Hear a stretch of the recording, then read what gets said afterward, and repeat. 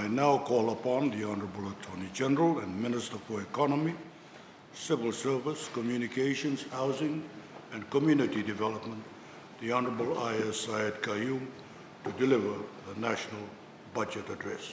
You have the floor, sir. Thank you, Mr. Speaker, sir. Mr. Speaker, sir, good evening to you, sir, and everybody else listening in, and of course, members of Parliament itself. Leaders from across the Pacific came to Fiji this past week, and we were proud and honored to host them in our capital. We didn't need to say it, but our message to the world was clear. Fiji, the hub of the Pacific, is open, and we are laser-focused on a resilient recovery and future. This is the fourth national budget that we have announced since the beginning of the pandemic. This budget is different from the three before it, because the worst economic crisis in our history is over and our recovery is here. We promised you in the darkest days of the crisis that our economy would not just recover, but it would emerge from the pandemic with pace and resilience. Through government's foresight and decisive leadership, and with the tremendous support and participation of the Fijian people, we delivered on that promise. This budget is possible because of what we did together. The blueprint for our next financial year is as prudent, responsible, and visionary as any we have announced. It rests on the pillars of infrastructure, education, and health, and is built by the values that our Honourable Prime Minister has made his moral and political mission: family, security, justice, true democracy, and equal opportunity. This budget creates the certainty that our businesses need to plan, invest, and hire. And as prices for food, fuel, freight, and fertilizer remain extremely unpredictable, this budget provides relief for the families who need it most. It is wholly the strength and speed of our economic recovery that makes all of this all possible. Mr. Speaker, sir, of the many ways to assess an economy, the most important for working people are growth, jobs, and wages. That is as true for Fijians as it is the citizens of the largest economies on earth, and through the first half of 2022, Fiji is growing its economy, adding more jobs and raising wages faster than we have ever done. The economy is conservatively projected to grow by 12.4% this year, its highest rate of growth ever. Some estimates put our growth projections much higher. Employment numbers as at May 2022 indicate a total of more than 171,000 employed in the formal sector. That means that 92% of employees are back to work in the formal sector compared to pre-COVID. The demand for labour rose steadily to May, increasing by an astonishing 168.3% on the year. Increased vacancies were advertised across most sectors, and the tourism sector led the surge, which is wonderful news. We expect the June numbers to be even better. Since January, we've welcomed 205,527 tourists as of June 2022, almost 50% of the total for the same period in 2019. Visitor arrivals for June 2022 stood at 62,130. This is almost 73% of the June 2019. June visitor arrivals are the highest we have ever seen since COVID. Australian arrivals in June 2022 stood at almost 97% of June 2019. New Zealand arrivals in the month of June 2022 were 66% of June 2019, and US arrivals stood at 78%. July is looking very strong as well. We expect to easily exceed our target of 500,000 tourist arrivals in 2022, which is 55% of pre-pandemic arrivals, and that should mean more than $1.3 billion in total tourism earnings. The boom, Mr. Speaker, sir, is back, and it is what we call a bulla boom. Cumulative revenues collection as of 30th June 2022 amounted to $1.96 billion, of which $1.5 billion were tax revenues. June tax collections exceeded the forecast by $11.6 million as the tourism recovery bounced back strongly. And most importantly, sir, the wages paid to our people are up by $210 million, 15% higher compared to the same 6-month period last year. $210 million in the pockets of our taxi drivers, tourism employees, airport staff, factory workers, farmers and families. Mr. Speaker, sir, every dollar of this is owed to our economy's once-in-a-century comeback from a once-in-a-century crisis. No society, Mr. Speaker, sir, stumbles its way to record-breaking growth or to these levels of wage increases and job numbers. We consistently told the people of Fiji what it would take. Nothing less than decisiveness and nothing short of solidarity. Your government led with decisiveness where it mattered most. You, the people, supplied that solidarity and made our policies practically possible. I don't believe, Mr. Speaker, sir, that anyone watching or listening needs a lecture on what was required of them personally to get us here. The teams we led within government worked far too hard for me to stand here and pretend any of it was easy. I've spoken with far too many families and far too many communities to believe for one second that it was painless. But if it had been a faster or surer route to recovery, our Prime Minister would have taken it without hesitation. The road we paved was the most direct possible out of the pandemic. We are proud of where it led, and Mr. Speaker, sir, we are not the least bit surprised by it. We thank our people for their patience, for their cooperation, and for their faith in the promises that we made. Because while our recovery was possible through the government's plan, its success depended on our people, on each of you watching tonight. It depended on you getting both jabs of the vaccine, plus boosters. It depended on you staying home when that was necessary. It depended on your returning to work when that was possible. And its continued success depends on all of us keeping the country on the course that we have set. Mr. Speaker, say in March of 2020, we clamped down hard on the first outbreak and bought ourselves a full year without the virus. We then not only secured enough vaccines for our people ahead of most countries, and at no cost, I might add, we deployed them at the speed of science, and we mandated the full vaccination of job holders and recipients of unemployment assistance. We kept paying social welfare and paid out $500 million in unemployment assistance and indirect social support. More support than any other government has ever paid at any other time. And we kept the bones of our economy strong enough to support a recovery, so that when the borders opened, our people's jobs were ready and waiting. Tonight, Mr. Speaker, so I will explain how our actions achieved a recovery and how we will capitalize on the opportunity it brings, because we believe we can do it even better. That's the good news, Mr. Speaker, sir. The bad news is that even though wages are rising, so are prices due to challenges Fiji didn't cause and cannot control. Thanks to our recovery, Mr. Speaker, sir, right off the bat, this budget builds more buffers to the price increases crisis. And long-term, it commits us to the path that our Honourable Prime Minister has promised will yield a stronger Fiji. First, Mr. Speaker, sir, I will announce our expenditures and provide a comprehensive update on our fiscal strategy coming out of the pandemic. Then, because it is indeed our most urgent priority, we'll review a package of imported inflation mitigation measures to defend our people from the record high prices of food. We will detail new investments in infrastructure, such as roads, water and telecommunications.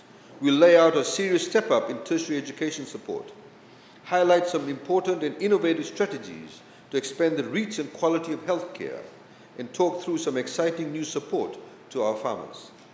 And we'll end with a broad overview of important highlights from other ministries and sectors, a suite of policies that will make business and investment easier than ever in Fiji, and an announcement of a low and sustained corporate tax regime.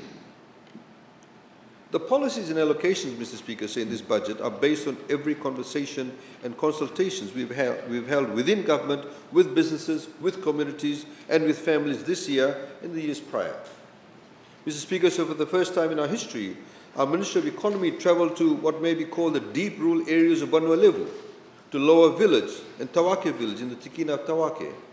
They showed us wonderful hospitality and, more importantly, made productive contributions. They are able to watch this announcement right now, Mr. Speaker, sir, thanks to Walesi.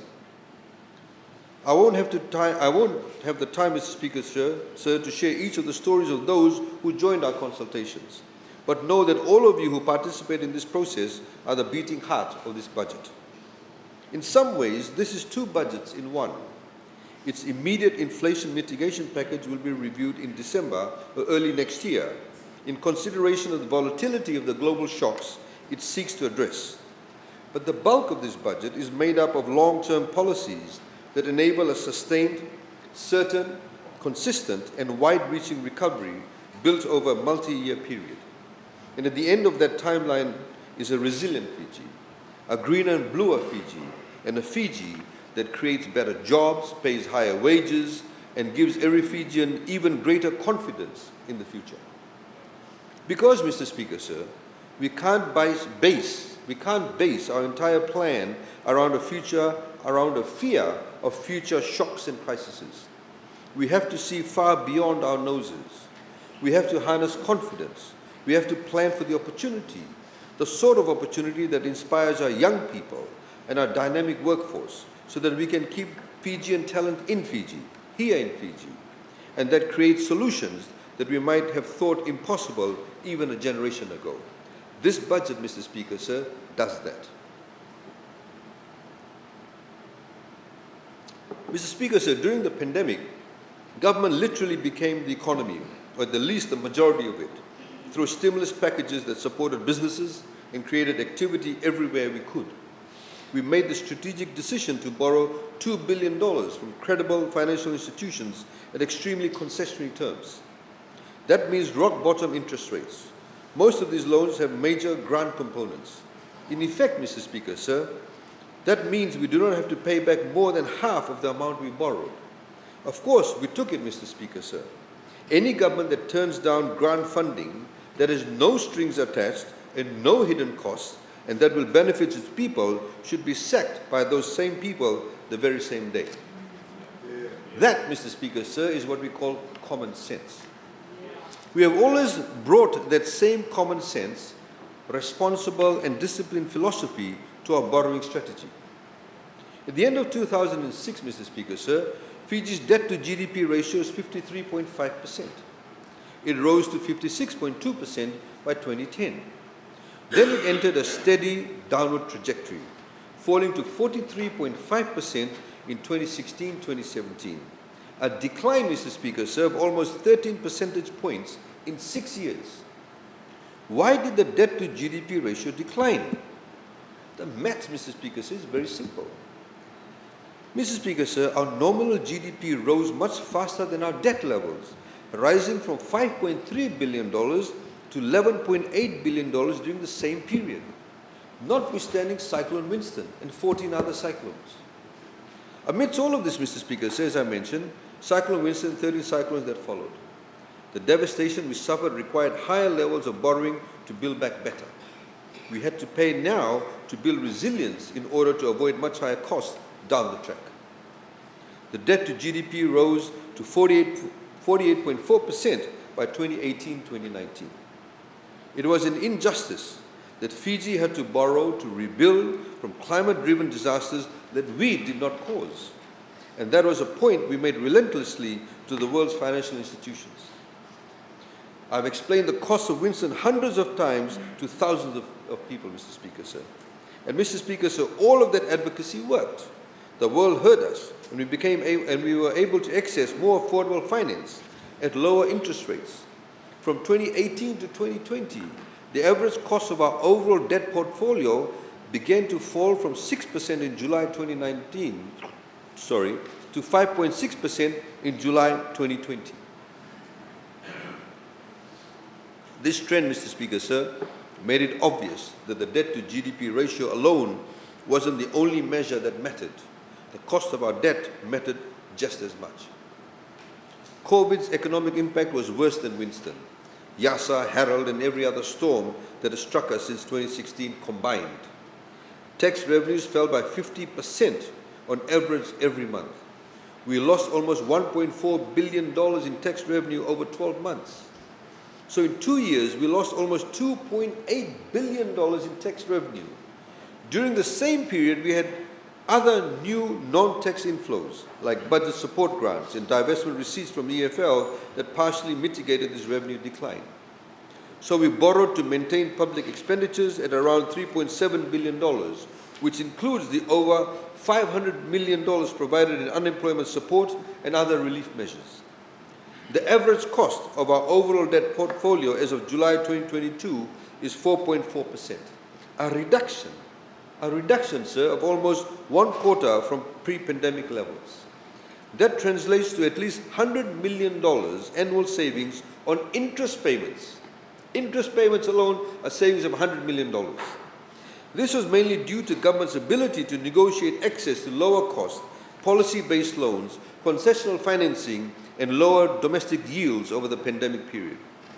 Certain politicians and their lackeys love talking about debt, but they refuse to talk about these falling servicing costs. They refuse to acknowledge the imperative of borrowing during a global crisis. And worst of all, Mr. Speaker, sir, they refuse to talk about the alternative, let alone offer one. They refuse to tell the people what would have happened if the government hadn't stepped up and kept the economy going. The deliberate distortion of reality is worse than uninformed. It is dishonest.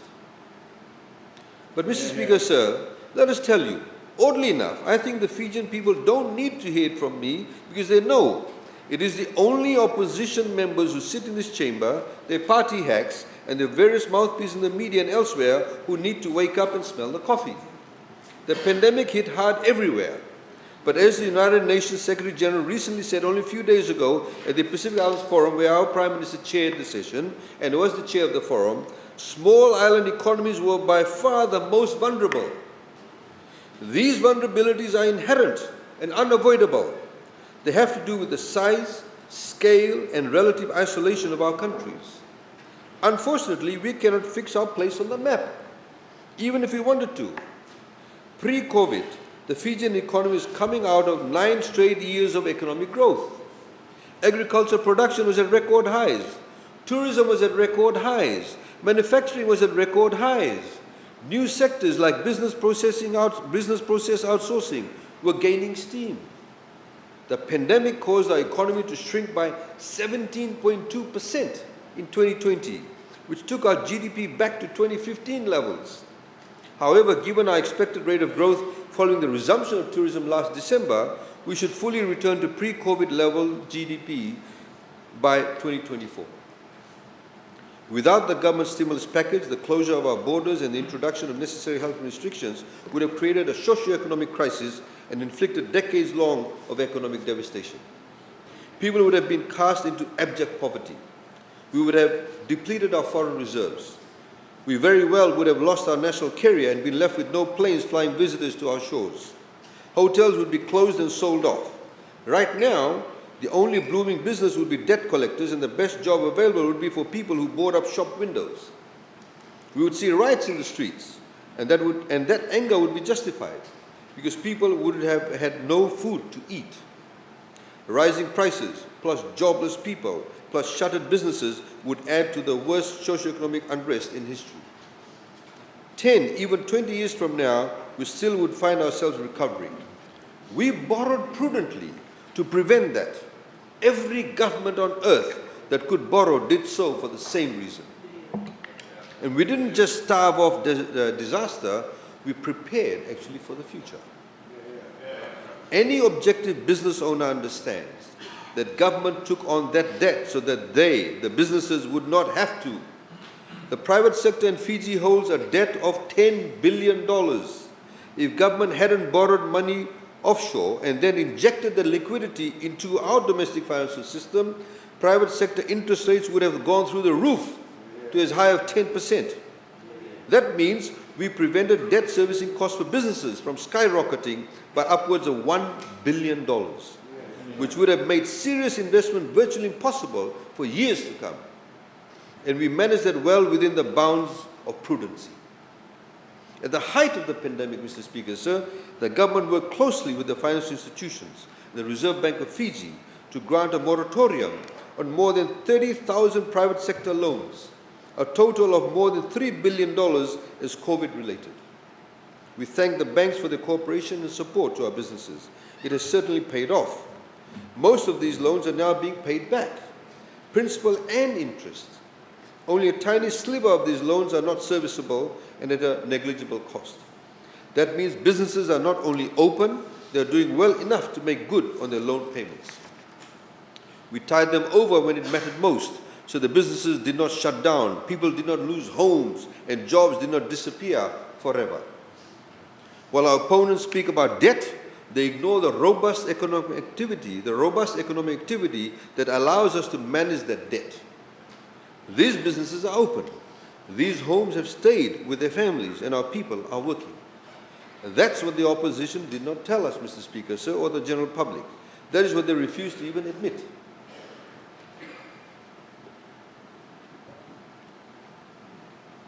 Our private sector, Mr. Speaker, sir, did more than survive. Businesses are seizing on the recovery, adding steam through multi-million-dollar investments.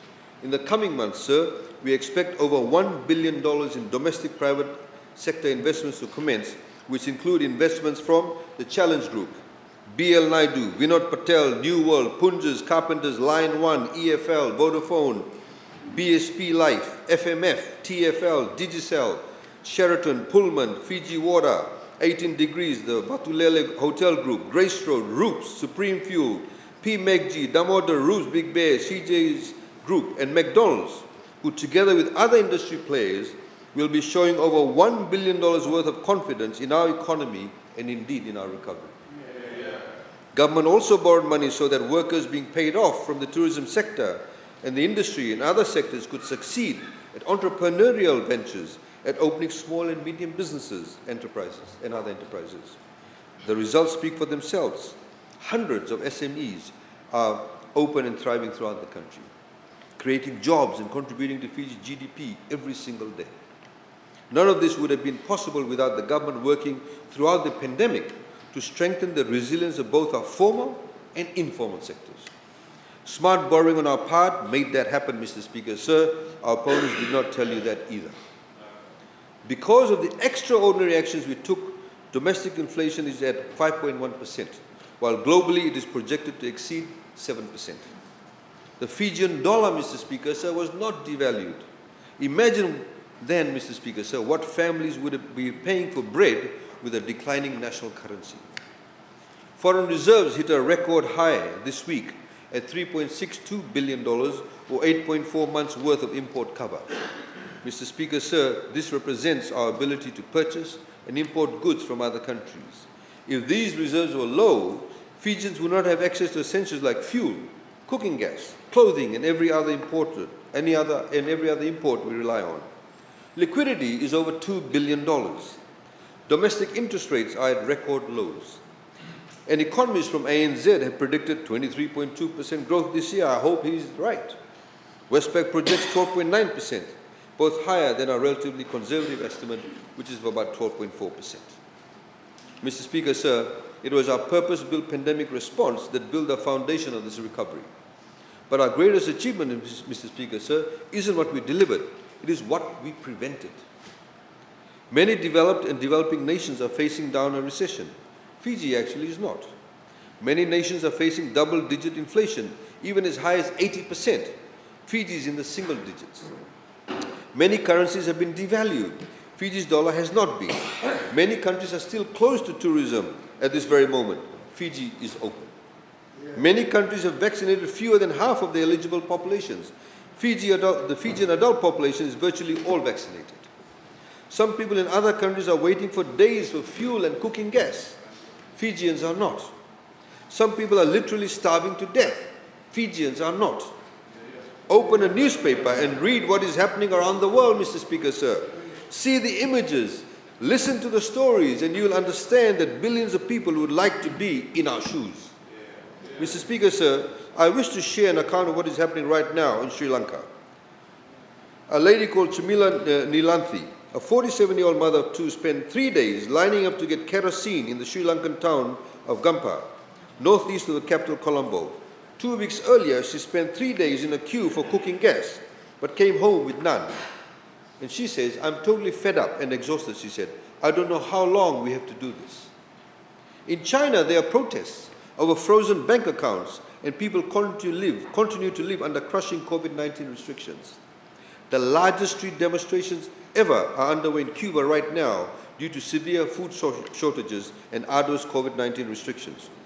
Mr. Speaker, sir, that suffering is actually real. It is heartbreaking and it is playing out globally. If we had bungled our pandemic response, Fijians would face the full brunt of these same headwinds. Instead, we are recovering. We can respond to protect our people, and there is not an economy anywhere in the world, Mr. Speaker, sir, I would bet on more than ours in this particular moment. We never strove for short-term gains. We never treated elections as a yardstick for making economic policy announcements. That would be grossly irresponsible and a slap to the face of ordinary Fijians. We put the economy and the long-term livelihoods of our people first. We put the economic, financial and social security of Fiji and Fijians first. Many in and outside of this chamber won't admit any of this because they oppose the stimulus strategy that delivered it. They argued, Mr. Speaker, sir, that government should let the economy fend for itself. Cut spending, cut civil service salaries and hours, abandon our national carrier, and leave Fijian businesses at the mercy of the market for loans. If that wasn't enough, they wrote off our assistance as freebies, and they then protested our vaccination policies and our borders reopening. They planned, if you can call it a plan, Mr. Speaker, sir, should have set alarm bells ringing in every household. Mr. Speaker, sir, because if the opposition had their way right now, Fiji would be worse than Sri Lanka. Theirs was a recipe for an isolated country, a collapsing economy, and a people in crisis. But we did not listen, Mr. Speaker, sir. Even on the most difficult days, we did not listen. Well, actually, let me correct that, Mr. Speaker, sir. We did listen initially, but we stopped because we could not believe what we were hearing. We could not believe the shallowness of the understanding, the inability to grasp basic economics, and the apparent lack of concern for the people in Fiji who work hard every day to build a life for themselves and their families. Thank God, Mr. Speaker, sir, nobody listened to them. So, Mr. Speaker, sir, what has that taught us? The opposition and political opponents makes memes or memes. This government makes jobs.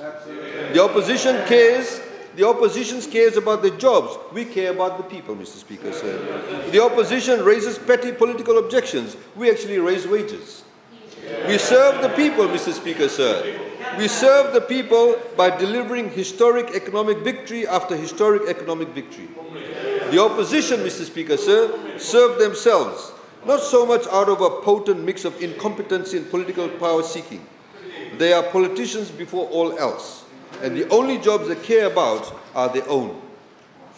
Despite all of their dire doomsday warnings, the reality of the matter is that if we turn to the global market right now to raise funds, credible financial institutions would still lend to us without hesitation. We're not talking about unscrupulous loan sharks here and there. These institutions don't throw money around like the National Bank of Fiji did before its collapse. These are the most sophisticated multilateral, bilateral lenders in the history of human civilization, and they remain confident in Fiji. Mr. Speaker, sir, they may have seen that every dollar we borrowed, we used wisely. They have seen that.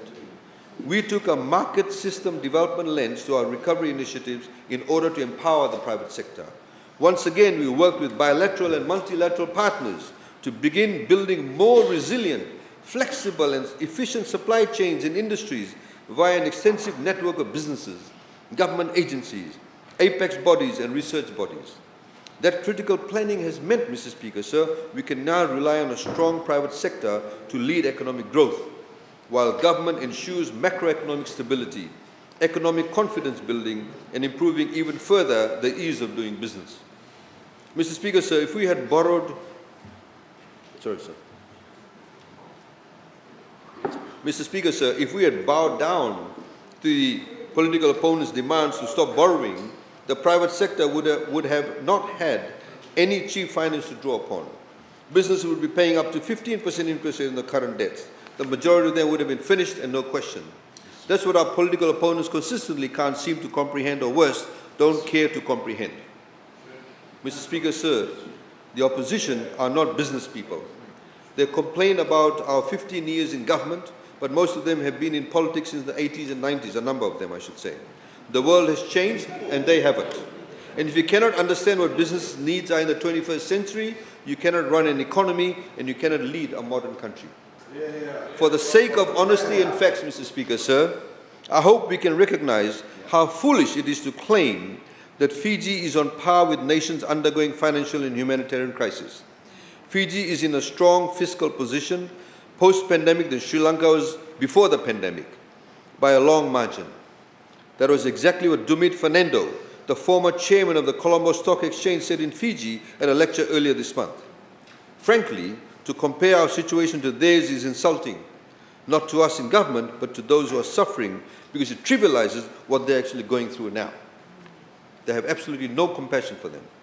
We did not let that happen, and we will not let it happen, sir.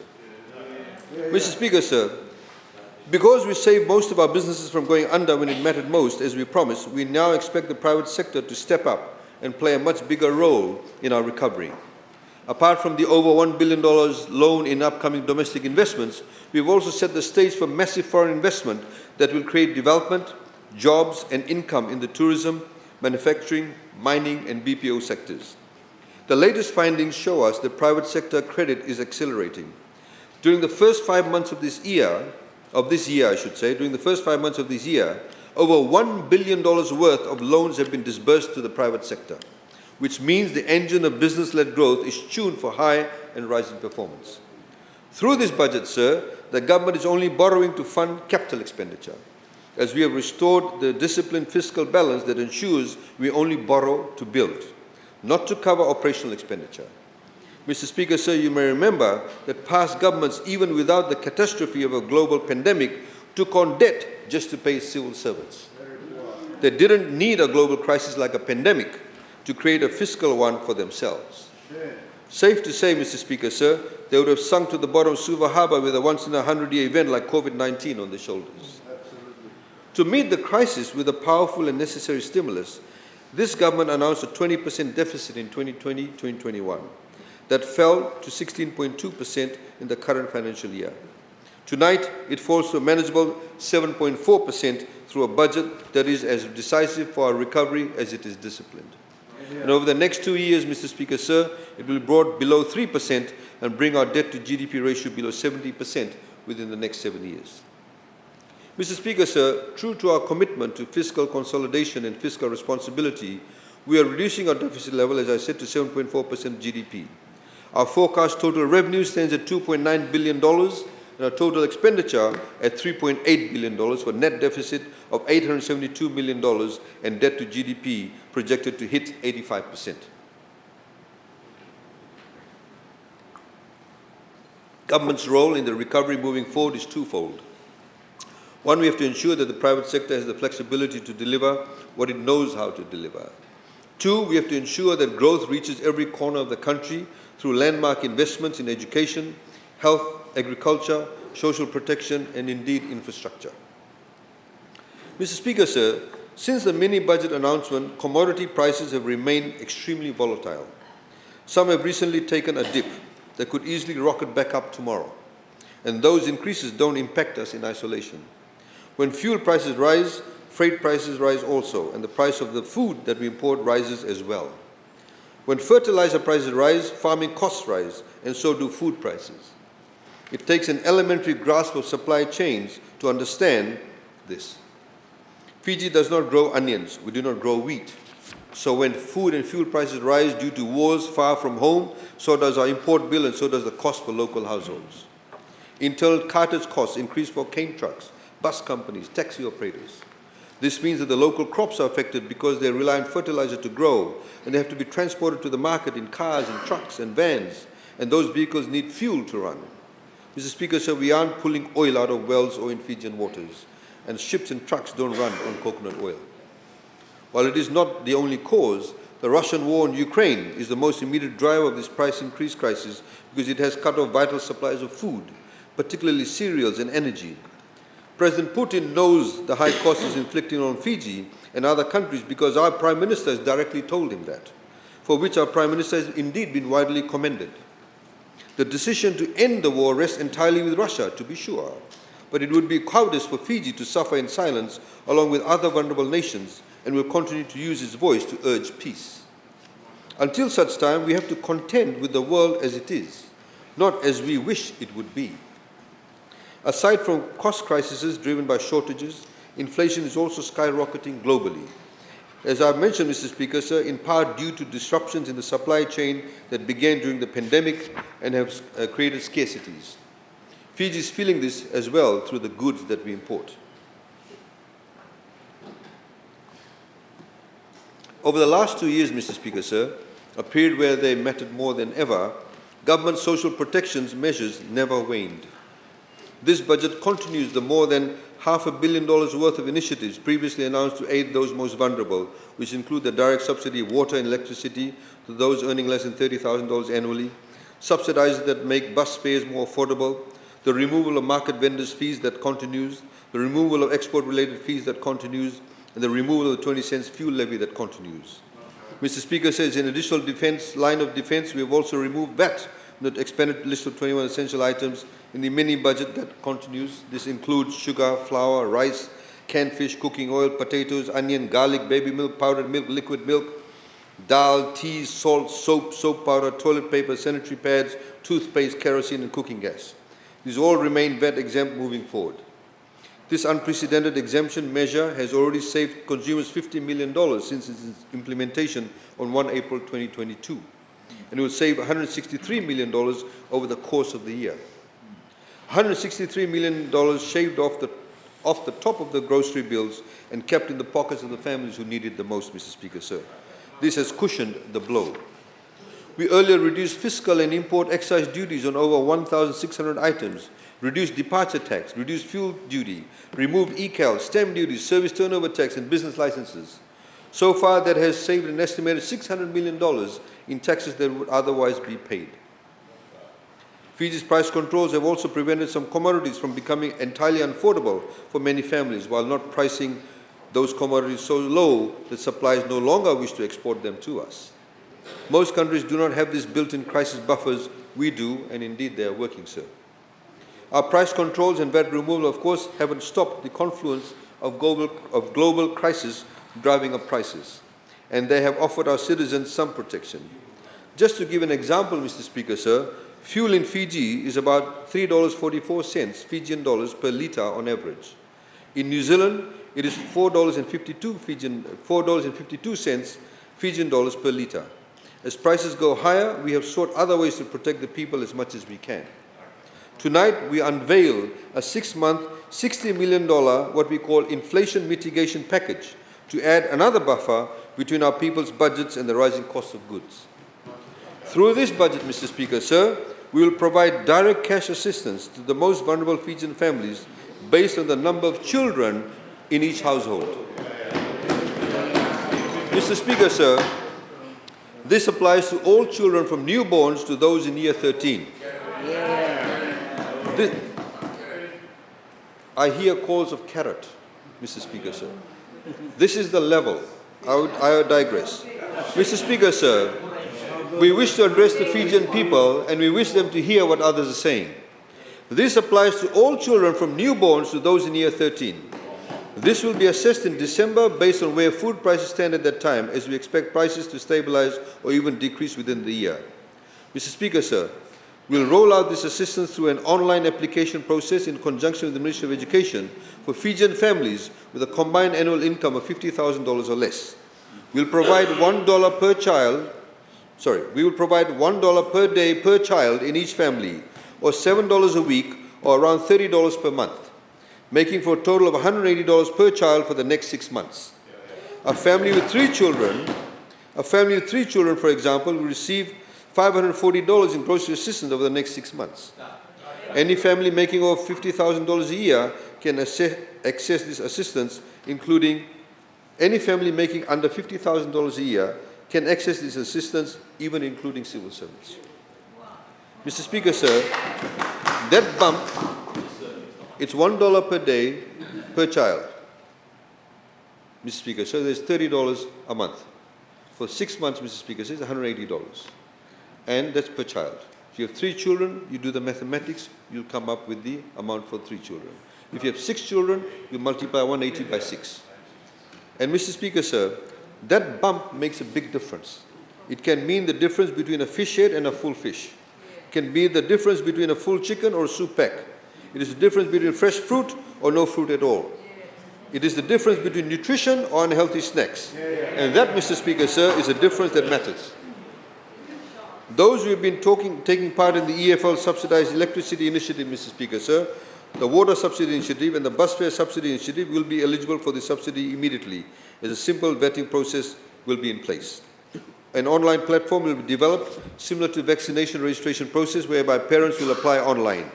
Alternatively, government will set up registration centres for Fijians to apply in person on a needs basis. For those without connection to electricity and in the rural and maritime areas, we will make this assistance accessible through the Ministry of Education, and application will be done through the schools. Mr. Speaker, sir, it will also apply to families where the children are below school age too, and they can also apply. We recently, during a consultation, met a lady who had actually 4 children below the age of 5. So she also, all her 4 children will be eligible for that. To assist pensioners with the current high inflation environment, all existing social welfare, government pension and aftercare fund recipients will receive a payment of $180 over the next 6-month period. It is expected, Mr. Speaker, said that around 100,000 Fijians will benefit from this initiative who are what we call social assistance recipients. Similar to the cash support provided to vulnerable Fijians, it is based on an assistance of $30 a month for the first 6 months. Mr. Speaker, sir, just because fuel prices are rising doesn't mean our people have any less reason to travel to work, school, or to access essential services. So that travel must be as affordable and reliable as we possibly can make it. That is why from 1st August, government will directly subsidize bus fare by 10% across the board for at least the next 6 months. We are taking on this cost because we do not believe it is fair to place this burden on the backs of the bus companies. So when the bus rider pays this new discounted fare, the government will pay the difference directly to the bus companies. To pick up that 10% cost, $6 million has been allocated in this budget. We will make an advance payment to all bus companies for the month of August based on previous records and reconcile with the acquittal and e-ticketing data every month. Mr. Speaker, sir, we have not forgotten our tertiary students.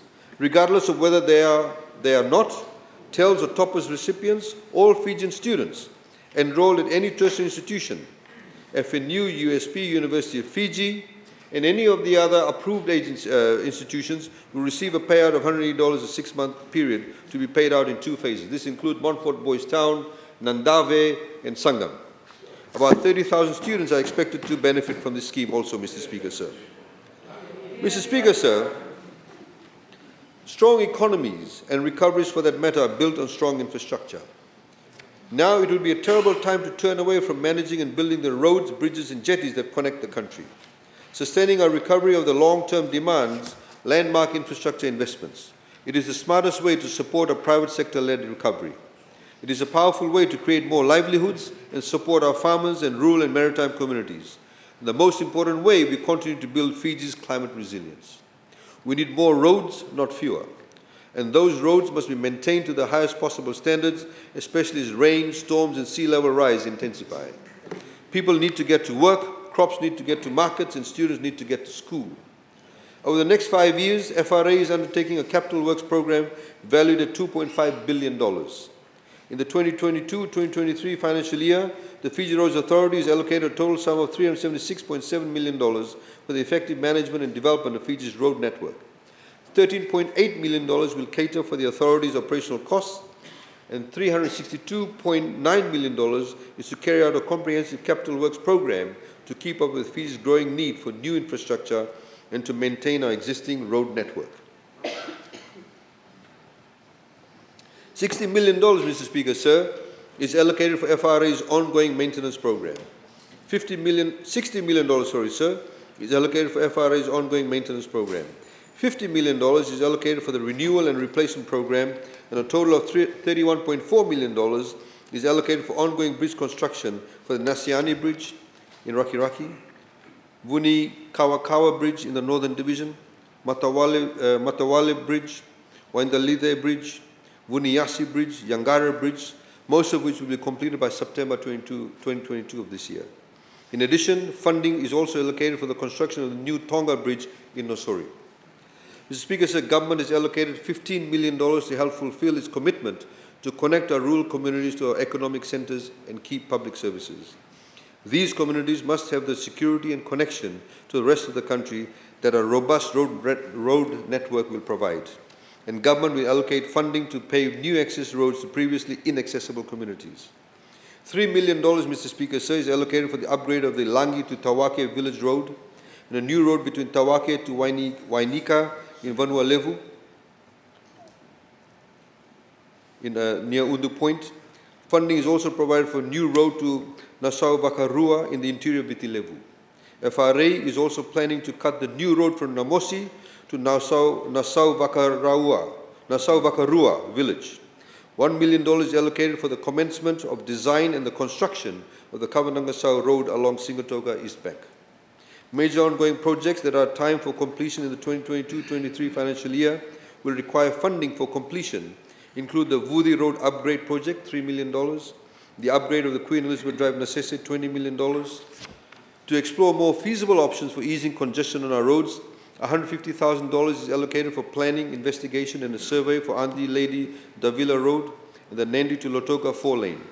Investment along these frequently trafficked routes will foster growth and development in nearby areas and make the roads safer and more reliable for road users. Mr. Speaker, sir, $145,000 will enable FRA to commence a pre-feasibility investigation into the construction of the Viti Levu cross-country highway, a road that will become one of, if not the most ambitious infrastructure projects in the history of the South Pacific. From a strategic nation-building perspective, such a highway will significantly reduce travel times for one. It will also unlock serious opportunities for our interior communities who have been constrained by the setup of our national infrastructure network. The highway will be built section by section, creating jobs along the way. And once completed, sir, it will be Fiji's first ever toll road, bridging the west to our capital, creating for far greater social mobility and huge opportunity for commercial, industrial and tourism expansion throughout Viti Levu's interior. It will catapult the value of land in the interior. More land will be leased, more Fijians will have access to affordable homes in areas that are made more convenient, and that will create benefits for our Itaukea landowners. There are a number of non-FRA assets, roads, crossings, culverts around the country that were initiated as projects through communities and government ministries and therefore not classified as FRA assets. Whether you call a road an FRA asset or not, it doesn't change its value to a community. So an increased allocation of $5.5 million, Mr. Speaker, sir, will allow the FRA to upgrade these assets so that students can get to school, vendors and farmers can get to markets, those in need of medical assistance can get to hospitals, and people can generally get whatever they are going to. Mr. Speaker, sir, this of course will mean that eventually these roads will have to be transferred to the FRA as their assets. Mr. Speaker, sir, as I mentioned earlier that we travelled to Tawake village for budget consultations. It was actually quite recently that this government cut the sole road that led to Tawake village. Many communities in Fiji are still unconnected, sir. They have no road access and rely entirely on waterways for travel. With the rising cost of fuel, it is exorbitantly expensive to even bring your fish from Undu Point to anywhere to a road access, Mr. Speaker, sir. We have been steadily connecting these communities over the years, though if past governments had shown the same initiative and had cut just 50 extra kilometers of road every year, all of those communities could have been connected to the nation much more sooner, Mr. Speaker, sir. It is actually a tragedy when you go down and see it on the ground. And here we have people talking about cutting expenditure from FRA.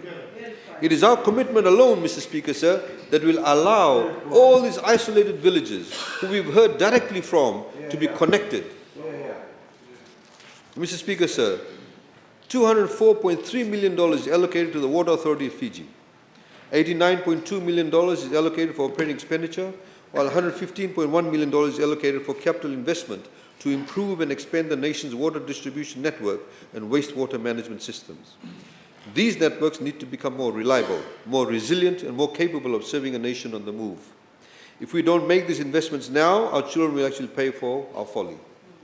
WEF provides services to some 772,000 Fijians nationwide and currently has 154,383 water and 33,190 wastewater active connections. Most of the aging infrastructure that makes up the reticulated system was built around or before our independence. Its limit presents us with major challenges in both capacity and maintenance. Rural-urban drift adds another strain. Currently, there are over 360,000 Fijians residing in the Lamy to Nosori corridor. The current peak day demand in the Lamy-Nosori area alone is approximately 174 million litres of water a day. But our current WEF systems at full capacity are able to produce only 172 million litres of water. Mr. Speaker, sir, the new Rewa River Water Supply Scheme project, which supports the water supply, and as a result, the sustainable growth and development in the Greater Suva area will now be completed in May of 2023, only 9 months from now. This project, Mr. Speaker, sir, together represents an investment of $270 million, the largest water-related investment in Fijian history. It will end water woes in the Lamy-Nosori corridor through an additional 40 million litres worth of water per day for the benefit of over 360,000 Fijians. Mr. Speaker, sir, that amount exceeds current demand by 38 million litres daily. But of course, it means we can connect to other unconnected areas. Major service disruptions are also being experienced almost daily along the Tadirua East Subdivision feed zone. Due to a land dispute, we could not fully access or utilize the reservoir at the Tadirua East Subdivision. We have developed an alternative route to the reservoir at a great cost, I might add, Mr. Speaker, sir. We can soon supply, however, water to the lower Tadirua East Subdivision area. WEF has been allocated $1.1 billion for the urgent completion of the pipeline connection works and pipe connection works to the Tadirua East Reservoir. Once the reservoir is commissioned, it will address the service disruptions and bring much needed relief to the Tovata, Khalsa, Nangatungata feed zones within the next 2 to 3 months. The treated water supply from the WEF infrastructure and Nandi system currently ends at the Uduwai junction along the Queens Road and the Nambila village past the Uduwai settlement. The only reticulate water supply infrastructure serving the area, which is owned by the FNPF. As part of this budget, Mr. Speaker, sir, we are happy to announce that the government has acquired the Momi water pipeline from the FNPF at a cost of around $2 million. We bought this yesterday. The ink is still wet on the agreement, Mr. Speaker, sir, as we bought it yesterday, which was signed between WEF and FNPF. We will begin connecting a total of 3,999 people along the Udiwai to Nawai corridor and settlements along the coastline from Udiwai to Korodula to the system. Mr. Speaker, sir, a total funding of $18.25 million will fund the extension of water. The total funding of $18.25 million will fund the extension of water supply to Udiwai, Nalovo, Nawai, the gap between Nambila and Momi Village and School, Nawai Secondary School, Nalovo Sangam School, Savu, Tau, Korokula, Bavu, backpackers and upcoming motels, and they are married progressively over the next 2 to 3 years, Mr. Speaker, sir. Out of this $18.25 million, Mr. Speaker, sir, a budget of $800,000 is allocated under the 2022-2023 financial year to extend the water supply to customers at Nalovo settlement and people residing along the Queens Road from Udiwai to Nawai Junction. Some of the improvement works under this funding shall include the implementation of the Nawai Dhoma booster pumps, reservoirs and its associated water mains, construction of water mains for the extension of water supply to areas mentioned, and further construction of reservoirs with booster pumps at Bavu and Tau to ensure 24 hours water storage and adequate pressures to cater 24/7 supply to 399,000 people, Mr. Speaker, sir. Primary and secondary schools and upcoming hotels and resort developments as mentioned earlier on. Mr. Speaker, sir, over the next 5 years, WEF will be focusing on reducing the amount of water that is lost in the system by strengthening pressure management and leak detection activities. Shockingly, little work was done by previous governments to regularly maintain water infrastructure, and that short-sightedness is catching up to us. The authority will also streamline its activities by outsourcing the automation of water and wastewater systems. We need more private sector efficiency and effectiveness to get the job done. It will help us manage assets better and urgently put private sector ingenuity behind our effort to build a climate-resilient water and wastewater utility.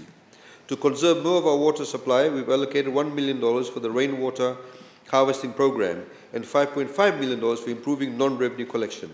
For the rainwater harvesting program, Government will now fund the construction of bases as well as distribute the water tanks.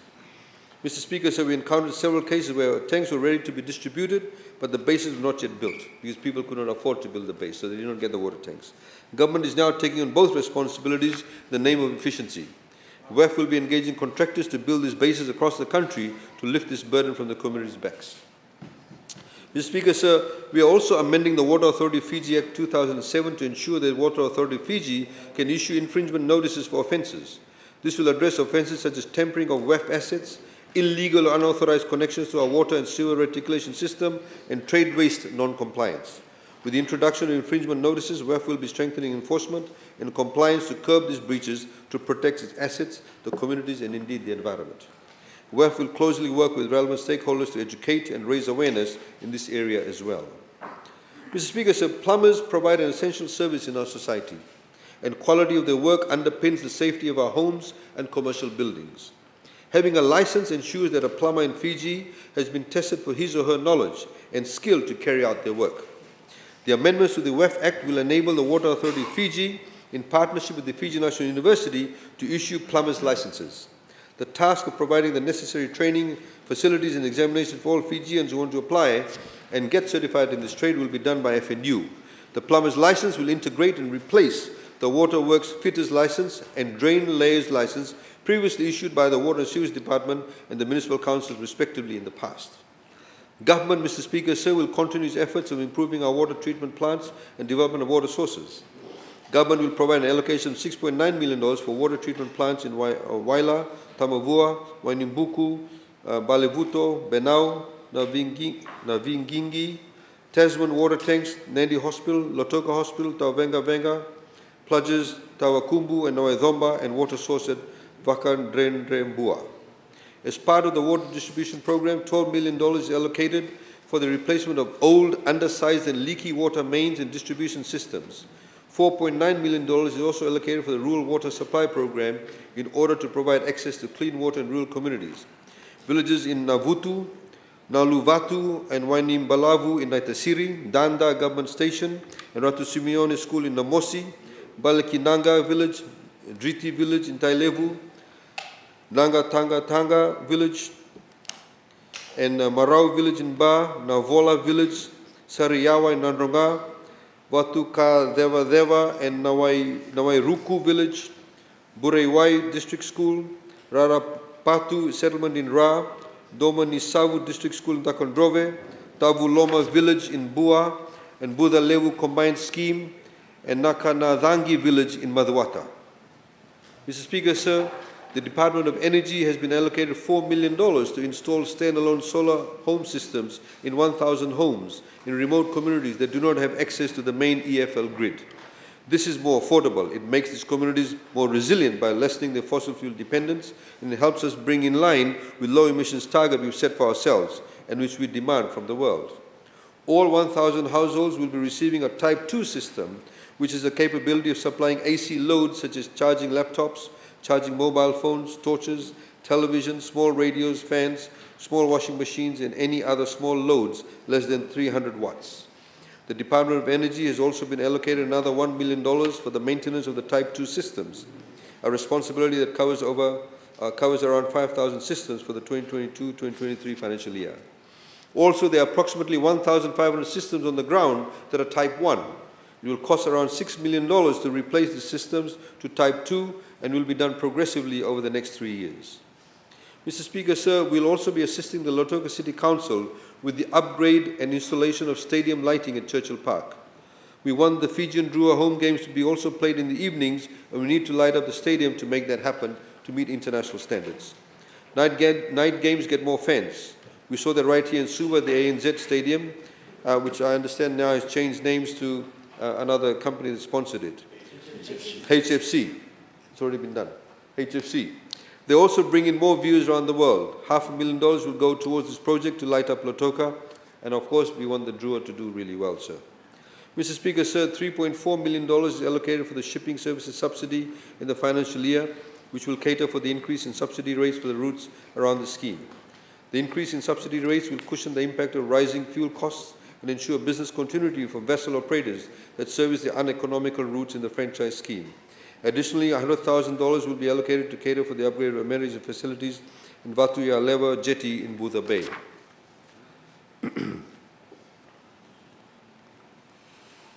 Mr. Speaker, sir, $2.5 million is allocated for the construction of a retaining wall along the government shipping wharf side of the watercourse. The project will be undertaken in 2 phases. Phase 1 will be implemented in 2022-2023 financial year, in which 107 meters of retaining wall will be constructed to prevent soil erosion, which can cause severe damages to government shipping vessels and the premises. The Nandi River Flood Alleviation Project is pushing ahead despite some delays. Nandi's climate resilience is vital to its residents and the tens of thousands of Fijians working in tourism who rely on the jet-set town as our international hub and indeed our gateway to our country. Physical works will begin on a drainage system in Nandi town proper, and design works for the widening of the Nandi River to reduce flood risks that have been devastating communities along the river on a near yearly basis. The project has been delayed due to COVID, but all efforts are now put in place to expedite the works. This has to get done, Mr. Speaker, sir, and indeed it will. We were there only a few weeks ago, Mr. Speaker, sir, and we saw the devastation. We had one particular village where people used to plant cane, and for that 200 meters of cane farming actually is gone, is now part of the river. We're funding that effort through a renewed mix of funding commitments from the Japanese and Australian governments, along with $5 million in government funding. Discussions will also be held with the World Bank to gauge the interest in the project funding. Mr. Speaker, sir, no form of infrastructure is more determinative for success in the 21st century than digital infrastructure. It is the area where our government's agenda is the least anchored by past incompetence, because the nation's digital revolution has happened almost entirely under this government's watch. Fiji's data speeds are superb. Data is accessible virtually nationwide. The most remote rural and maritime pockets of the country are increasingly being reached by a satellite network. Under our flagship initiative, Digital Fiji, and over the past 4 years, we have launched the full government digital directory, enabled Fijians to e-communicate feedback directly to the government and track the status of the feedback while they wait a response. Undertook comprehensive assessments, streamlined the process of a number of agencies, massively expedited the digital registration of a newborn, provided a suite of full online ROC services, such as companies and businesses, systems, name searches, lodgements, amendments, deregistration, and cessation services, and ability to make online payments. The Ministry total budget for 2022-2023 financial year is $53.8 million. The Ministry will continue to provide and enhance those services and deploy more innovation. The Ministry will continue to provide internet connectivity to unconnected Fijians through the connectivity rollout programs. Last November, we connected 26 schools and 14 health centers in the Northern Division. Of these 40 sites, 20 have Wi-Fi hotspots that provide connectivity for the 17,000 Fijians in the surrounding community. We had further identified 59 unconnected and poorly connected schools nationwide, of which in the last 2 months, we've connected 9 schools already. Navonu Primary School, Eliki Primary School, Nairukuruku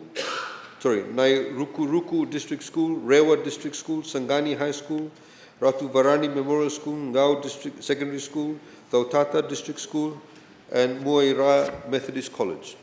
Due to shipping transport challenges, the 10th school, the Dia High School in Laos, will be connected by the end of this month. A sum of $2.5 million is allocated to connect an additional 49 schools around Fiji, and the remaining 35 schools will be connected in the 2023-2024 financial year.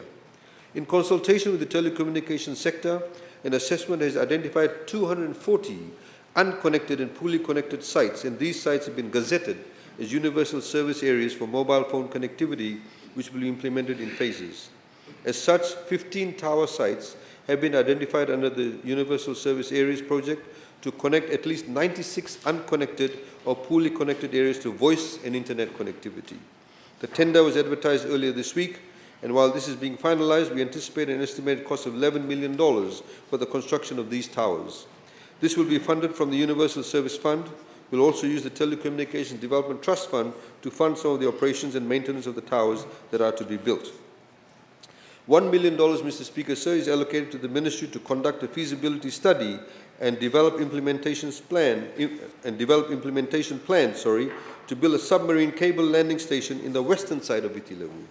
The Watuanga cable landing station provides over 80% of international connectivity for Fiji. If it ever fails, God forbid, we will lose connectivity to most of the country. It happened in Tonga recently. It could just as well happen here. Building a submarine landing station in the Western Division, which will connect to a different existing international submarine fiber optic cable, will increase resilience and stability to our telecommunications network and will strengthen our position as the ICT hub of the Pacific. Indeed, many BPOs will only come to Fiji if they know that we have a redundancy line. In this financial year, we will engage a consultant to undertake a feasibility study, conduct environmental and social impact assessment, develop implementation plans, and engage a project management consultant to oversee this important initiative. Mr. Speaker, sir, we've successfully completed the digital switchover awareness project for the whole of Viti Levu, and another $14.6 million will be allocated to Walesi this year to fund the completion of digital switchover awareness project for the rest of Fiji. The continuation of free wireless internet hotspot access across 16 public areas throughout all towns and cities, as well as cover operational expenses to support universal access to information through digital television and radio. Today we have over 200,000 households with Walesi set-top boxes throughout Fiji, which have connected through Walesi's 25 transmission sites across Fiji, and over 700,000 subscribers to the Walesi app. 700,000 people watch Walesi on their phones now. In times of disaster, celebration, and any time the nation needs notification, we will be connected on the same national network of news, no matter where in Fiji we reside. Mr. Speaker, sir, Walesi also provides free installations for villages and community halls to enable access to information for disadvantaged and marginalized communities. Places that have never had access to live news, live sports, and other entertainment, and indeed access to parliamentary proceedings, now have it. And through the allocation of this budget, Walesi will install an additional 50 community installations, 50 more communities that will be part of our national connected network. Mr. Speaker, sir, given that COVID-19 is not entirely eradicated, and to future-proof our recovery efforts to produce trusted, secure, and credible proof of vaccination and test certificates, the Ministry of Communications laid the groundwork for a vaccine registry and subsequently a Fijian vaccine pass. The Fijian Vaccine Pass is International Civil Aviation Organization, ICAO, and EU General Data Protection Regulation compliant.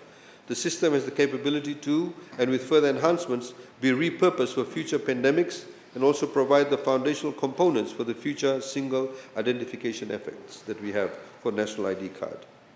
As previously announced, Mr. Speaker, sir, the Valilevu Bus Shelter, Valilevu Shuttle Bus Pilot Program will serve the Greater Nasinu area, the most densely populated area of the country, including the area between Center Point and Davilevu and Nakasi.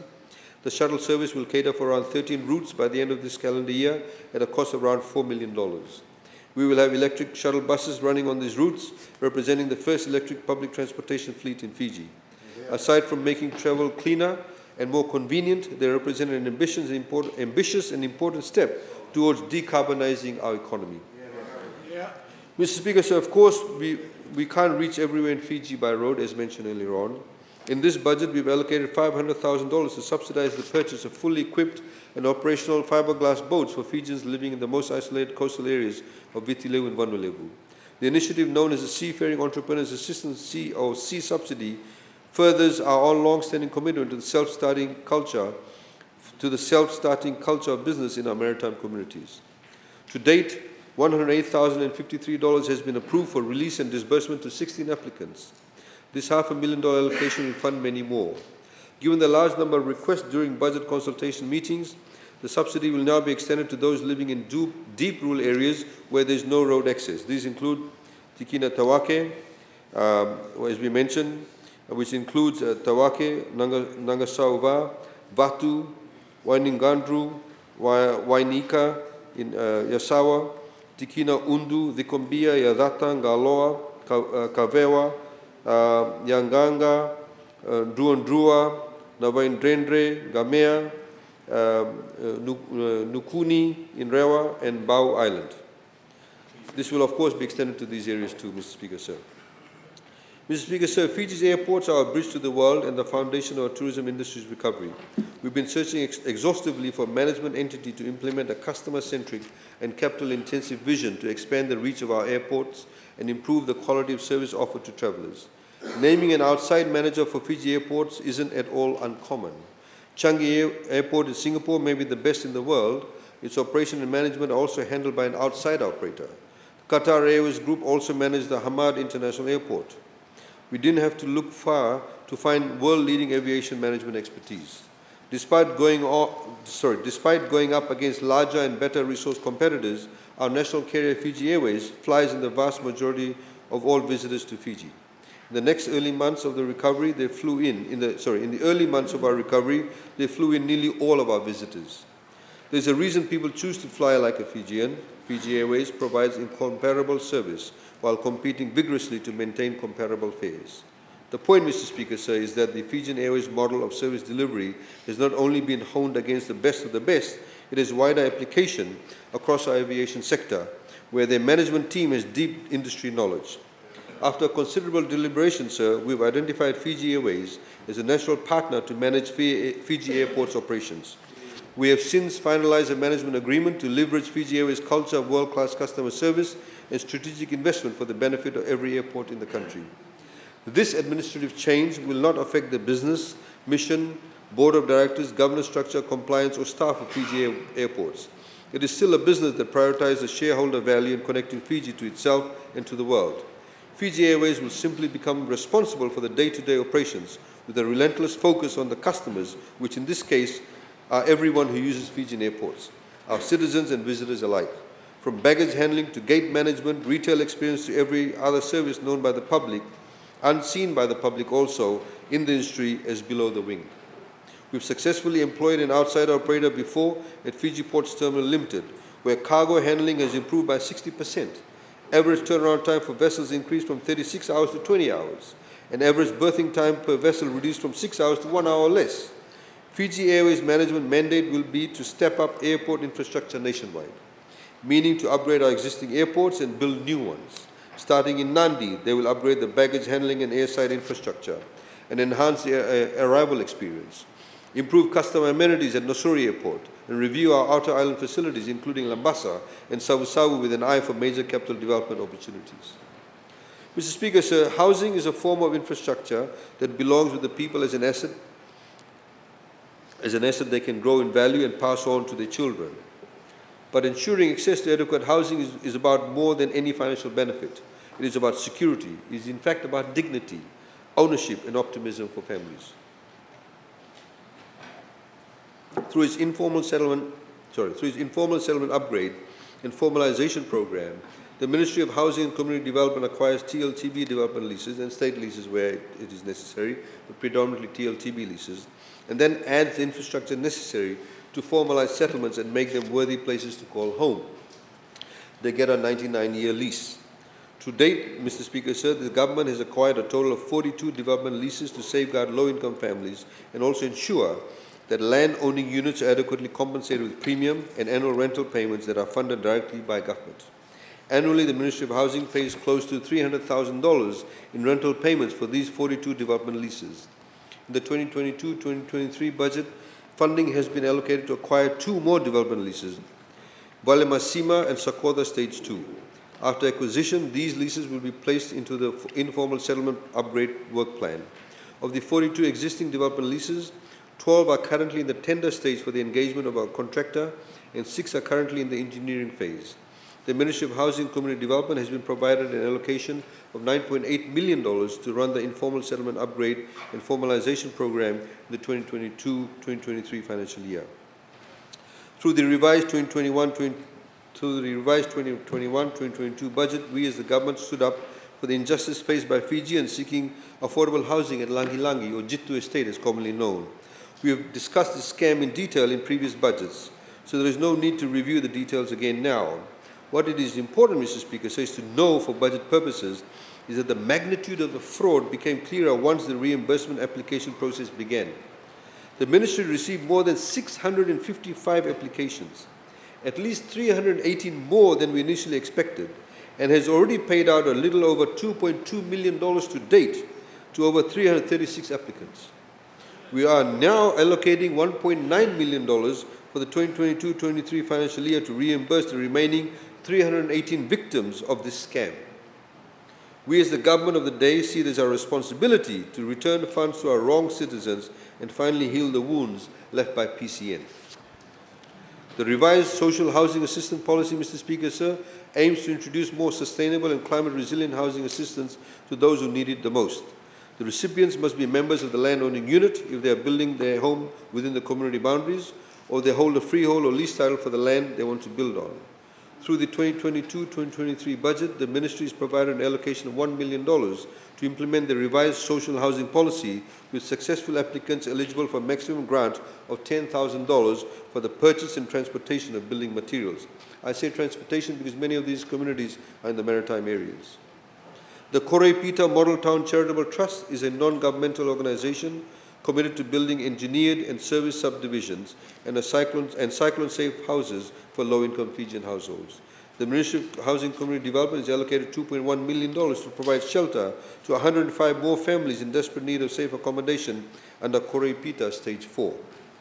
The Speaker said we're also taking steps to house more civil servants through opportunities for private investors to construct and operate strata title housing quarters that are available exclusively to civil servants and their families. We'll be starting by making the first crop of units available to the Fiji Police Force. Over the long term, this will ensure that civil servants can affordably own homes and elevate pressure on the wider housing community and market, extending the same benefit for all home buyers and builders. Mr. Speaker, sir, and finally on the subject of infrastructure, I wish to quickly review the current projects under tender and advertisement. We provided funding in the next financial year to break ground on a new Fiji Pharmaceutical and Biomedical Services warehouse, the subdivision construction works for Sasawira Informal Settlement, the design and build for the existing dormitory at Ratu Kandawu Level School, the upgrading of the Savu Market, the rehabilitation and construction of schools in Kandawu and southern Lau, and the design and build of the Nambawalu passenger terminal. Mr. Speaker, sir, I wish to now turn to one of the most important pillars of a sustained recovery, and which is of course not built on bricks and mortar, it is built by knowledge gained through education. The pandemic changed the global labor market in defining and enduring ways. Despite moving on to recovery, many advanced economies still suffer debilitating workplace shortages in healthcare, hospitality, education and other service sectors, in air transport and other industries. To fill these gaps, many developed countries are poaching skilled workers from developing countries like Fiji. There was a recent advertisement in our newspapers offering to pay chefs, Fijian chefs, with 3 years or more experience, up to 80 to 120,000 Australian dollars annually to work in Australia, because there's a shortage of chefs in Australia. And it's no wonder why our citizens are in demand. We have incredible people, and this budget also, Mr. Speaker, sir, makes our biggest ever commitment to their education. The same generation of Fijians empowered by free education have benefited from $1.2 billion in government support towards tertiary scholarships and study loans. In the next financial year, that commitment will be strengthened by $162.6 million allocation to fund scholarships, study loans and grants. We will award more scholarships, more student loans and more grants in the next financial year than any other year in Fijian history, funding a total of 9,200 scholarships and student loans, in addition to 2,000 grants for what we call micro-qualifications for skills to meet the anticipated boom in our construction sector and combat the overseas poaching of our skilled workers. Under the current system, students who are pursuing qualifications which require an industry attachment have been at the mercy of the market with regards to what they are paid. Because these attachments are required, they have very little leverage to negotiate competitive allowance. Pursuing an education should not mean accepting the bare minimum of living standards, and we don't want to push that cost of higher allowances onto the employers. Government is currently paying $100 a month in allowances to students completing industrial attachments under TELS, under the TSLS sponsorship. In this budget, we go further to also provide that $100 a month top up to private students for the first time.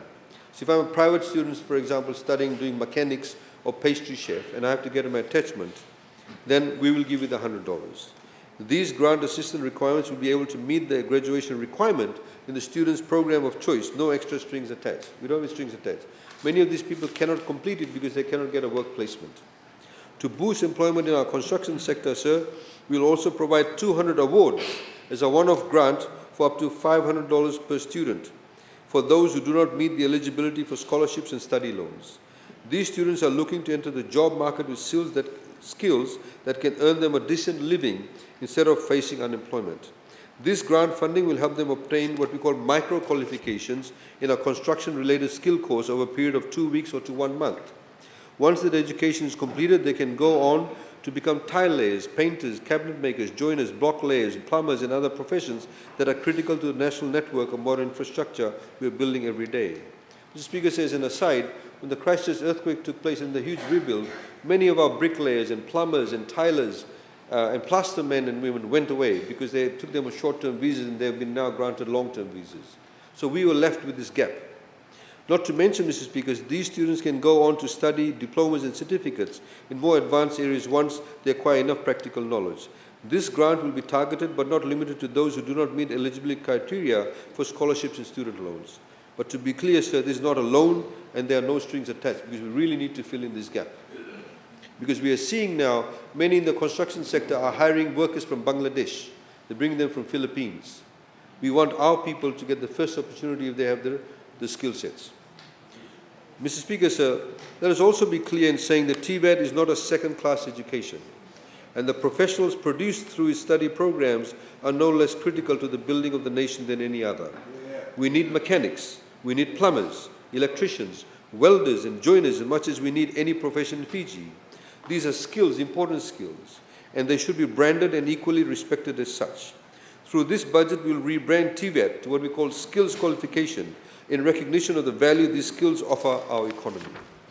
To ensure that equal respect is given, government will introduce a new scholarship scheme known as skills qualification at FNU with 200 awards.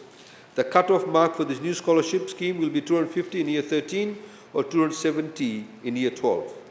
Government will also reinstate the National Toppers Overseas Scheme, which was suspended because it was entirely impractical to send students overseas due to pandemic-related travel restrictions. But, Mr. Speaker, sir, we can now make up for lost time. The previous allocation of 20 scholarships will double next year to 40. 30 of those will be for degree programs in engineering, medicine, science, agriculture, fishery, forestry and IT, architecture, etc., which is not available in Fiji. 5 will be for working people in public sector organizations and 5 for the newly branded skills qualifications. For the first time for studies in Fiji, we will allocate 10 PhD research scholarships and 20 master's research scholarships for full-time studies. 3 awards for the master's scholarships will be ring-fenced for the newly formed Monash University FNU Pacific Island Countries Climate Change Research Center. The areas of study will be medicine, health, science, engineering, climate change, environmental science as mentioned, marine science, forestry, public policy, public financing, economic modeling and ICT. All recipients of these PhD and Master's awards will have compulsory bonding with employers who are classified as Fijian entities. These postgraduate level opportunities for our best and brightest are born for our push for innovation, our focus on research that can solve our greatest challenges, and the creation of new knowledge that strengthens the foundation of our talented workforce and knowledge-based society, and indeed our young people. We don't always need the world to solve our challenges for us. We will find homegrown leading experts that can solve our challenges alongside the world. Government will increase the National Toppers Local Scheme, Mr. Speaker, sir, award from 547 to 770 with 40 awards to MBBS, 5 for Bachelor of Dental Surgery and 40 for nursing. The scholarship cut-off mark for the nursing program will be 300 in year 13. We are making landmark investments and launching innovative policies to expand the reach and quality of healthcare in Fiji, including surgeries that have been offered in Fiji before.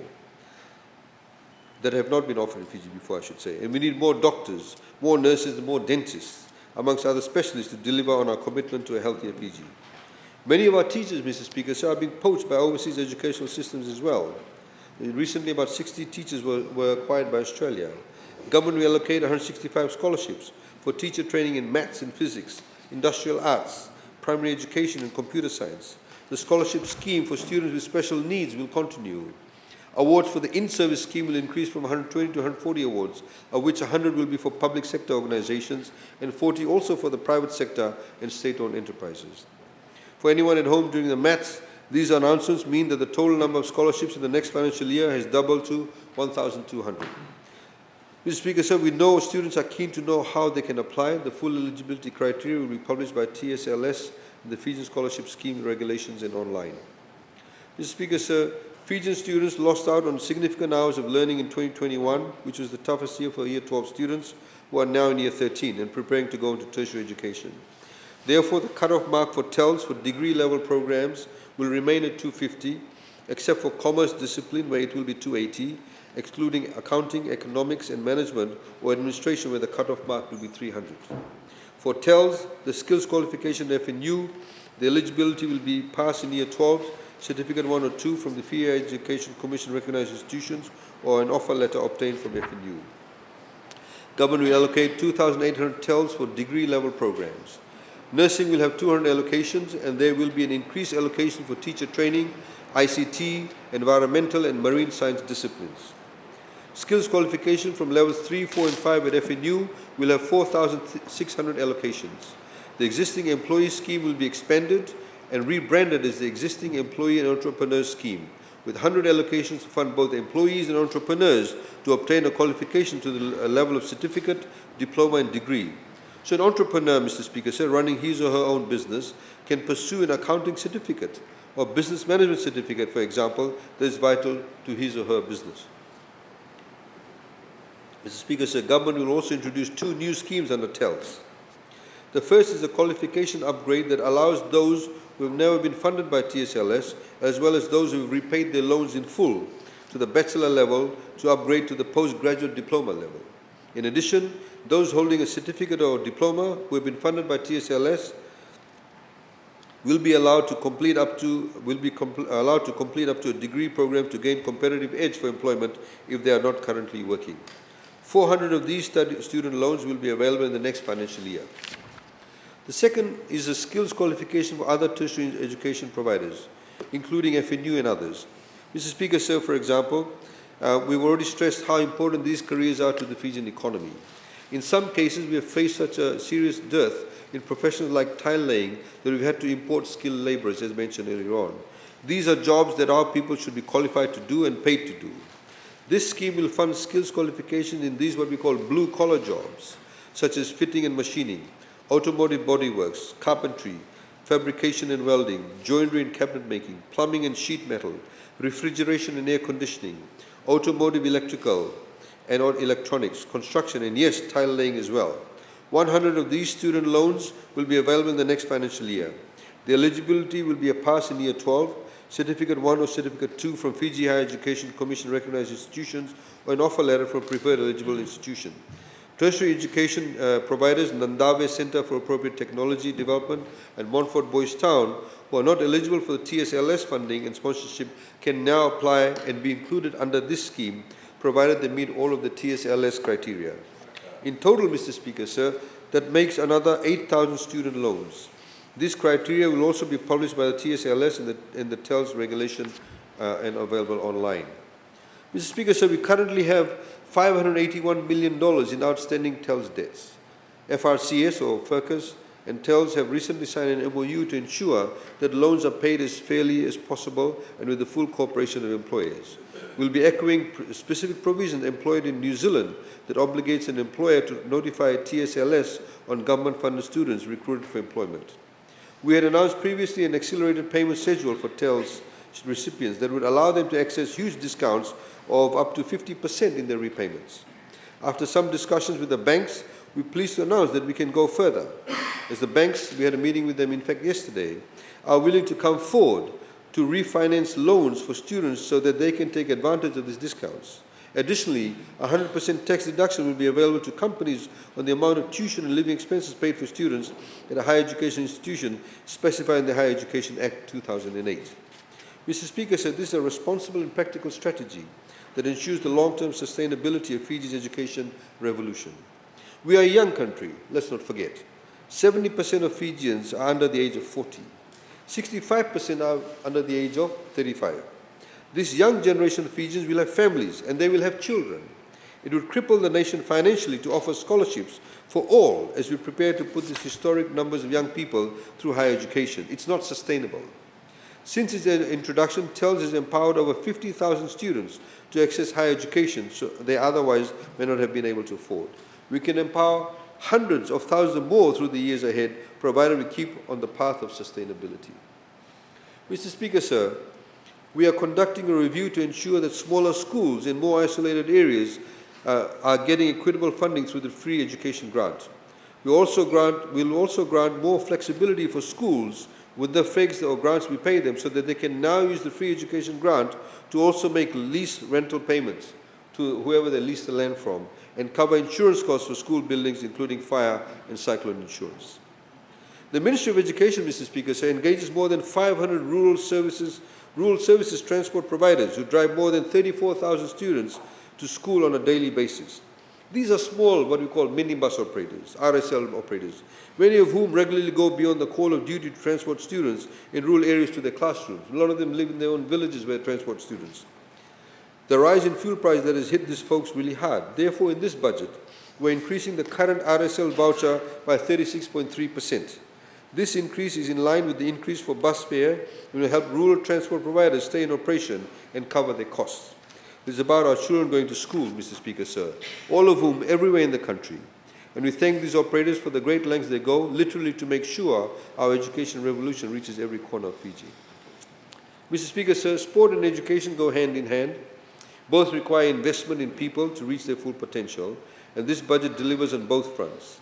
In the 2022-2023 financial year, the government is allocating a total of $6.9 million for sports grants that will support the development of sport activities in our communities. $1.9 million has been allocated to assist and enhance the performance of Fiji's national team through participation in regional and international tournaments. Funding in the new financial year has been prioritized for the following sporting activities: athletics, rugby union, netball, basketball, cricket, hockey, and weightlifting. $79,500 has been allocated to support overseas training for elite athletes and technical officials. Funding in the new financial year has been prioritized for the following sporting activities: rugby league, swimming, tennis, and yachting. Regional and international tournaments are a huge source of economic activity for Fiji. Investments bringing these events to Fiji pay back massive returns. $2 million has been allocated to support the hosting of international tournaments in the new financial year. The National Sports Commission aims to host the following national sporting events: Australian Football League Fiji, athletics, basketball, cycling, football association, netball, rugby league, rugby union, squash, tennis, and yachting. A $1.6 million allocation will ensure that the promising elite athletes are exposed to intense high-level training required to participate in renowned competitions in order to better improve the country's ranking at world events. The funding will directly support the engagement of sports coaches in football, netball, rugby league, rugby union, and yachting. $500,000 in funding will assist the Fiji National Sports Commission to develop sports program in rural communities to hone basic skills in a range of sports and identify clear career paths for young people. Funding will cater for the following sports: sports community camp programs, train the trainer programs, educate the educator, children in sport and community sports, inclusive sports program, and wellness sports program. $200,000 has been provided for the engagement of local and international experts to assist in sports development in the country. The program aims to support the training and development of local athletes and sports administrators to international standards in several sports for men and women. Government continues to ensure inclusivity and equality by supporting sports, physical activities, and development for people with disabilities and special needs. The funding provision of $60,000 in the new financial year will cater for the Paralympics, Special Olympics, and special schools. The 2022-2023 financial year funding of $654,466 has been allocated to support the growth of minor sporting activities, including volleyball, netball, badminton, and futsal. Funding has been allocated to support the construction of 2 hard courts in Kamkamida Park, Lotoka, and Tataya in Rakiraki, and the construction of multi-purpose courts in Tua Housing, Lambasa, and Bunindawa, Naitasiri. Mr. Speaker, we have a young population, as I mentioned, 65% below the age of 35 and 70% below the age of 40. And these young people will have children, and sustainability, of course, is key also in the sporting area. Mr.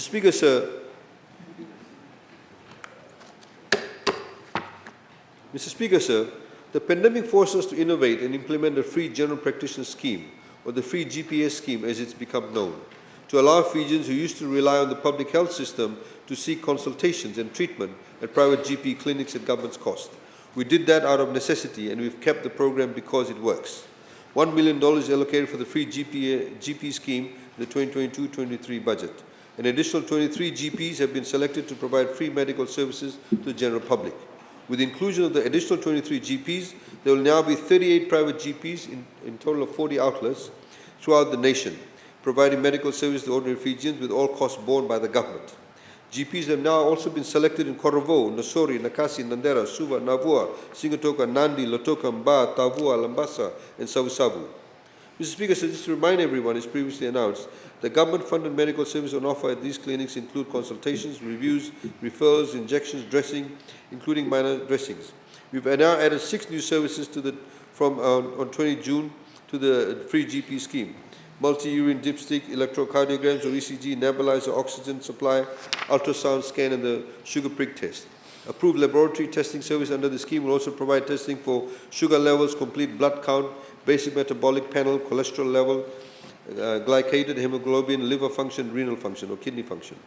As announced previously, to expand this innovative initiative's reach, another $200,000 is allocated to the incentivized private GPs to establish new clinics in densely populated, what we call peri-urban and rural areas, including Nawai-Zomba, Malolo, Naindovi, Drasa, Sambeto, Senganga, Draketi, Nasarawanga, Korolevu, and Pacific Harbour. Mr. Speaker, sir, in the revised 2021-2022 budget,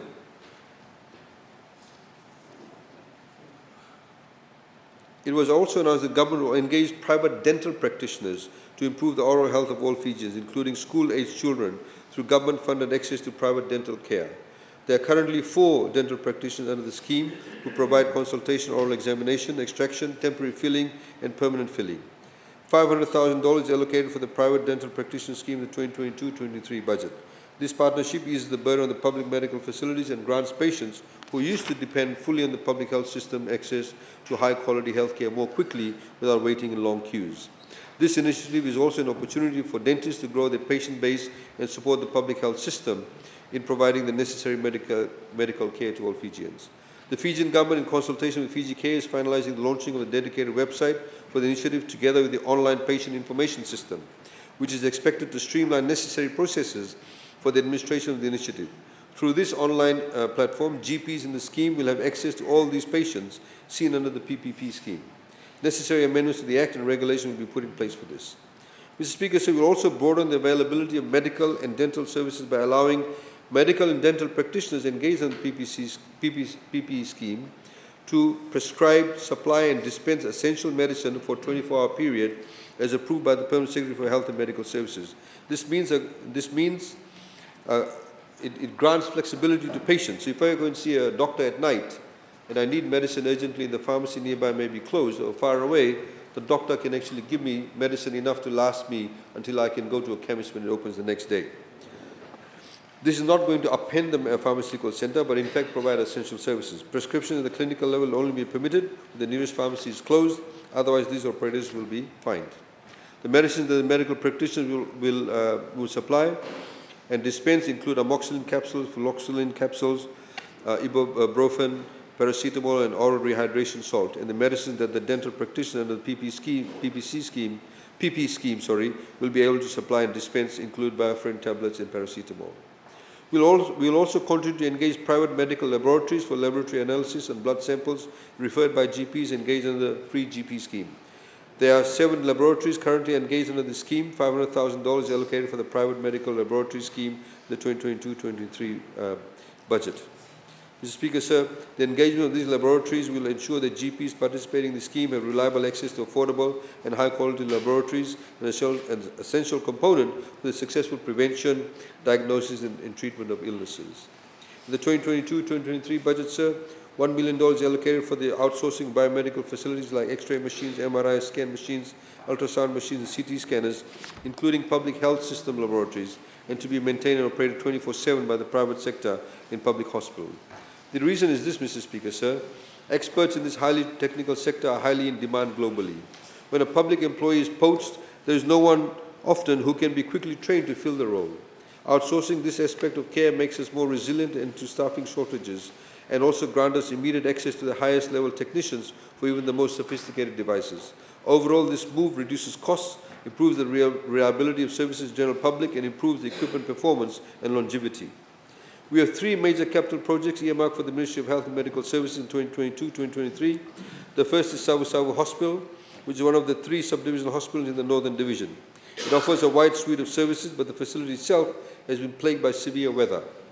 Heavy rains combined with insufficient drainage have resulted in its rapid deterioration.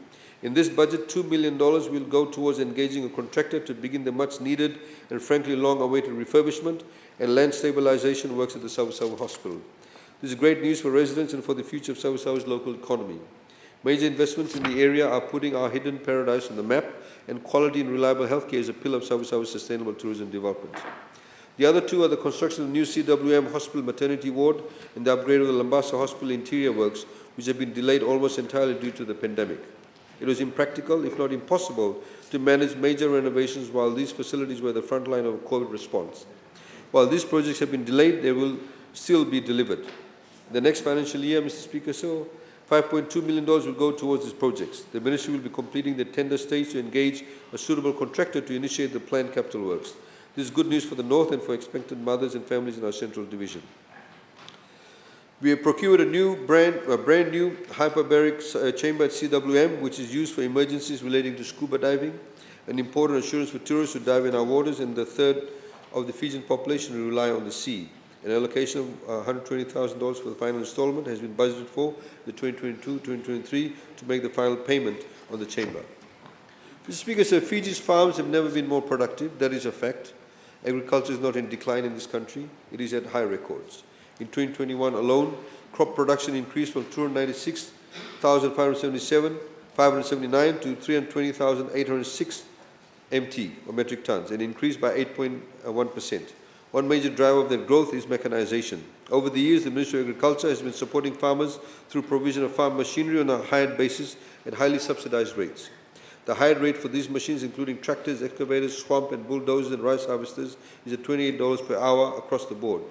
This has furthered mechanization, but the Ministry continues to receive daily complaints from farmers who are still waiting to be provided with farm machinery. To help meet this demand, government will outsource the provision of machinery to farmers through a $7 million allocation. Tractors, excavators, bull and swamp dozers and harvesters will be hired to farmers on a 50-50 basis. Stepping up mechanization and therefore agricultural production will allow us to seize on market opportunities, especially in niche areas like turmeric. We expect this assistance will also support farmers who have engaged in horticultural crops, root crops, pulses, turmeric, kava, rice and livestock. Speaking of livestock, Mr. Speaker, sir, as announced in the revised 2021-2022 budget, the Fijian government will be assisting commercial livestock farmers to raise farm productivity to improve the competitiveness and overall sustainability of the livestock sector.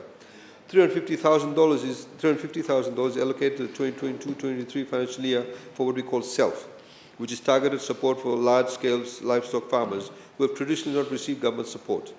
This direct assistance to purchase additional livestock will allow commercial livestock farmers to achieve the scale necessary to better support local demand and export livestock to foreign markets. In the long term, this will produce high-quality meats, eggs, and other animal products at lower prices. Under this assistance, Mr. Speaker, sir, or I should not say eggs, but embryos. Under this assistance, livestock farmers can receive a grant up to $10,000 towards the purchase of cattle, pigs, sheep, and goats, including the purchase of water tanks and fencing materials. Antimicrobial resistance is an increasing concerning global health and issues affecting people and livestock. Essentially, bacteria are becoming more resistant to the tools we have long relied on to fight them.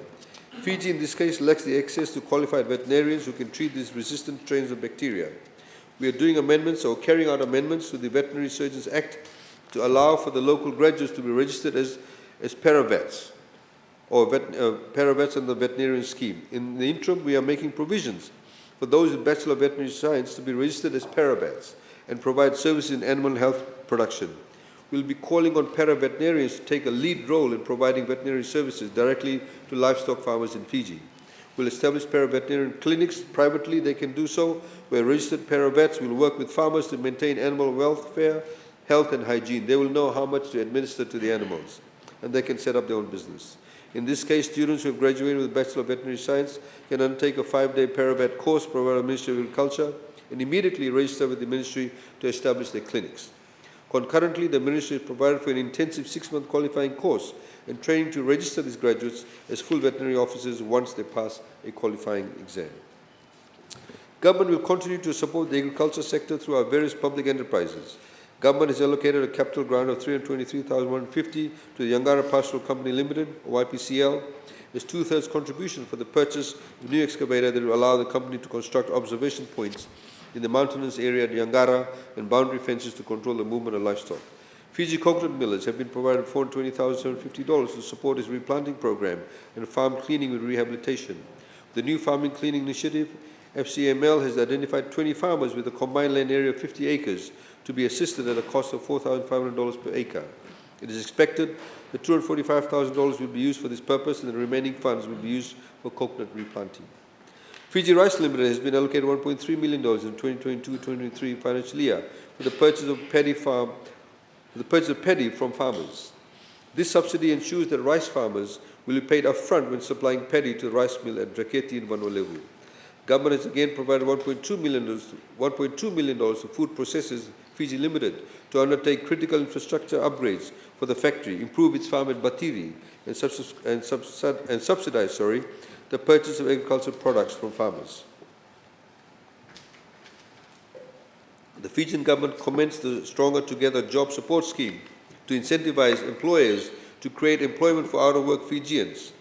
To date, $2.6 million, Mr. Speaker, sir, has been spent to help 85 employers hire 2,453 Fijians. Employers assisted through this initiative include pharmacies, manufacturing companies, hotel, construction, and security companies. In 2022-2023, $2 million has been budgeted to enable the employment of at least 1,500 out-of-work Fijians. Applications for the Stronger Together Job Support Scheme are open to employers in the private sector, public enterprises, registered NGOs, and municipal councils. Mr. Speaker, sir, we'll also be amending the Illicit Drugs Control Act 2004 to pave the way for the establishment of the industrial hemp export industry in Fiji. We've spoken about this in the past, and we've taken the time to ensure that we get this right. And we've been talking to the UN about this. Industrial hemp is a lucrative and largely untapped resource in the global economy due to misconception about what it really is. Honourable Speaker, sir, industrial hemp is not the same thing as marijuana, as we call it in Fiji.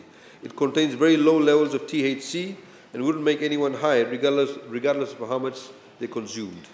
However, the trick to getting this right is to ensure that we only import and cultivate industrial hemp with the THC levels below 1%. And as such, our amendments will be to that effect. We'll also amend the Customs Prohibited Import and Export Regulation 1986 to make industrial hemp a conditional import item under Schedule 2 for those regulations. Industrial hemp will only be allowed into the country for the purpose of cultivation and export once independent laboratory testing confirms the THC content is below 1%. We've been working closely with the United Nations Office on Drugs and Crime to arrange for the FNU Agriculture School to grow these industrial hemp seeds.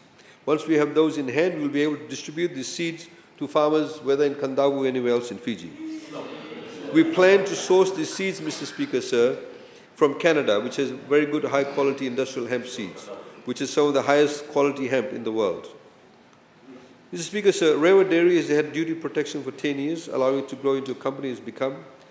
And Mr. Speaker, sir, we thank the Southern Cross Foods that actually bought Rewa Dairy in those days, Mr. Speaker, sir, now called Fiji Dairy. Large debt stock. They bought the debt stock out when they bought the company. And Mr. Speaker, sir, most of Rewa's supply of milk and other dairy products were being imported then, still is, because local demand exceeds far more the supply capacity from the local dairy industry. This, Mr. Speaker, sir, of course, will come to an end on the 31st of August 2022. The duty, of course, on these products they enjoy will be reduced from 32% to 5% now on all those products after the expiry of the agreement on cheese, yogurt, and liquid and powdered milk. The protections have, of course, benefited the company, and that was part of the deal, and we thank them for the purchase, and we thank them for bringing the industry to where they are today. And I'd like to, in this respect, actually recognize Sandeep for his momentous and indeed his forward-looking thinking. Unfortunately, he's not with us anymore. Sandeep Patel. Mr. Speaker, sir, overall, this would bring about the competition for the supply of dairy products and lower prices for ordinary Fijians. Mr. Speaker, sir, we'd like to also finally assure our cane growers that sufficient funds have been allocated to the Ministry of Sugar to ensure the guaranteed cane price of $85 will continue in this financial year. Mr. Speaker, sir, the game plan developed for our recovery would have remained a plan if it were not for the civil servants. Their effort and energy made it reality. We have never cut their salaries, despite political pressure from our opponents, and we have no plans ever to do so. That is a promise that they can believe. We have some important changes, benefits, and reforms to announce this evening for civil servants, sir. The Job Evaluation Civil Service Remuneration Guideline will be amended to expand the definition of scarce skills to facilitate the inclusion of the payment of retention allowance for skill sets that exist in competitive markets for high-performing staff. Work on this will be finalized soon and subsequently announced. As announced in the revised budget, the suspension of the payment of maritime location allowance was lifted, while a review of the rule allowances was to be undertaken. The review has since been completed, and from 1 August 2022, rule allowances will be reinstated for eligible civil servants at standardized rates across ministries and departments. School-based staff have always had alternative leave arrangements to the wider civil servants. Given the need for face-to-face contact with students, and of course they had holidays during the school holidays. From 1 August 2022, school-based teaching staff would be allowed 3 days of annual personal leave with the approval of the heads of schools and or divisional education officers, because they do have matters to attend to themselves. Work-life balance isn't a luxury, it is a necessity. Our civil servants are not only civil servants, they are wives and husbands, they are mothers and fathers who need quality time at home. To align to international best practice, the amount of annual leave that can be carried into a new leave year within a valid contract period will range from 10 to 12 days. Depending on the operational context of the department or ministry, flexi hours may be considered by the respective permanent secretaries. We recognize the high demand for our nurses overseas, especially in Australia and New Zealand, evidenced by the high turnover experienced by the Ministry of Health and Medical Services. To address this, the Ministry of Health and Medical Services will work with the Fiji Nursing Council to identify additional specialized areas of nursing to allow the Ministry to remunerate these specializations accordingly. The payment of transport allowance will be prioritized for those in public health care nursing in rural areas. Nursing quarters will undergo a stock take with the intent to upgrade in the new financial year. The Ministry of Health and Medical Services will also review the position of ward assistants and engage additional ward assistants to provide support to nurses in hospitals and allow them to focus on actually patient care. Midwives have been a scarce skill in Fiji for some time, and we have taken steps to invest in higher salaries and increased training opportunities to ensure we have enough midwives in the country. The nature of this work requires midwives to operate on call to assist birthing women. After all, you cannot predict exactly when a baby will be born. Mr. Speaker, sir, of course, many of us have children. I have 3 of them. Prime Minister has many children and many grandchildren. All of us have children or grandchildren, Mr. Speaker, sir, and we know this. In order to compensate midwives for the unpredictable and often very late or early hours they are required to serve, we are introducing a callback allowance, which essentially compensates midwives for the additional hours they work. We do not forget our allied health workers. The payment of overtime allowance will be extended to all our professionals in the allied health cadre on Band F. This includes dietitians, nutritionists, environmental health officers, physiotherapists, medical laboratory technologists, medical imaging technologists, pharmacists, oral health officers, dental officers, and biomedical engineers. Mr. Speaker, sir, our teachers also deserve greater certainty in how they get paid. We acknowledge that teacher remuneration arrangements have changed a number of times in the past 5 years, which have led to inconsistencies in the way teachers are remunerated. Degree-level teaching positions have been evaluated at Band F, similar to other positions across the civil service. Currently, 1,295 or 1,295 teachers have upgraded their qualifications to a relevant undergraduate degree and moved to Band F, with an additional 121 applications expected to be processed. From 1 August 2022, teachers who are eligible to be on Band F will transition to Step 3 of Band F. This will also apply to newer graduates with relevant qualifications. This to allow for some consistency in the pay of teachers. Teachers on Bands D and E on shorter-term contracts will be provided 5-year contracts to allow them time to upgrade their qualifications so they can move up to higher bands and earn themselves a pay rise. It is our duty to take the lead in building effective, accountable, inclusive institutions at all levels. We began the process several years ago when our government prioritized open merit recruitment and implemented guidelines based on good government principles, and that effort, Mr. Speaker, sir, continues. Our new customer service guidelines were approved and circulated to all ministries and departments earlier this month for implementation. There are many specific ways we are asking for a higher level of service, not the least of which requires that all civil servants refer to the people they serve as Mr. or Ms. or Mrs., Madam or Sir. As part of the implementation, we launched the customer service feedback line. The 157 toll-free number now allows anyone in Fiji to provide feedback or submit a complaint related to customer services they received at any government ministry or department. It will also serve as a feedback loop that will contribute to the performance assessments of staff and of the respective ministries and departments. The feedback received on the toll-free number will form an announcement next year of the top 5 service-driven ministries and departments. We won't only tell the people where we're doing well. In the interest of transparency and accountability, we will also be announcing the poorest performing ministries and departments as it relates to customer service, so that people know exactly where the government will be focused on making improvements.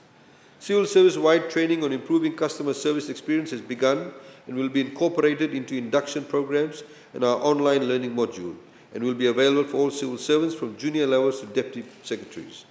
Another implementation of a tool to measure success and ensure that the customer government feedback loop is working, a mystery shopper scenario will be implemented as a measurement tool.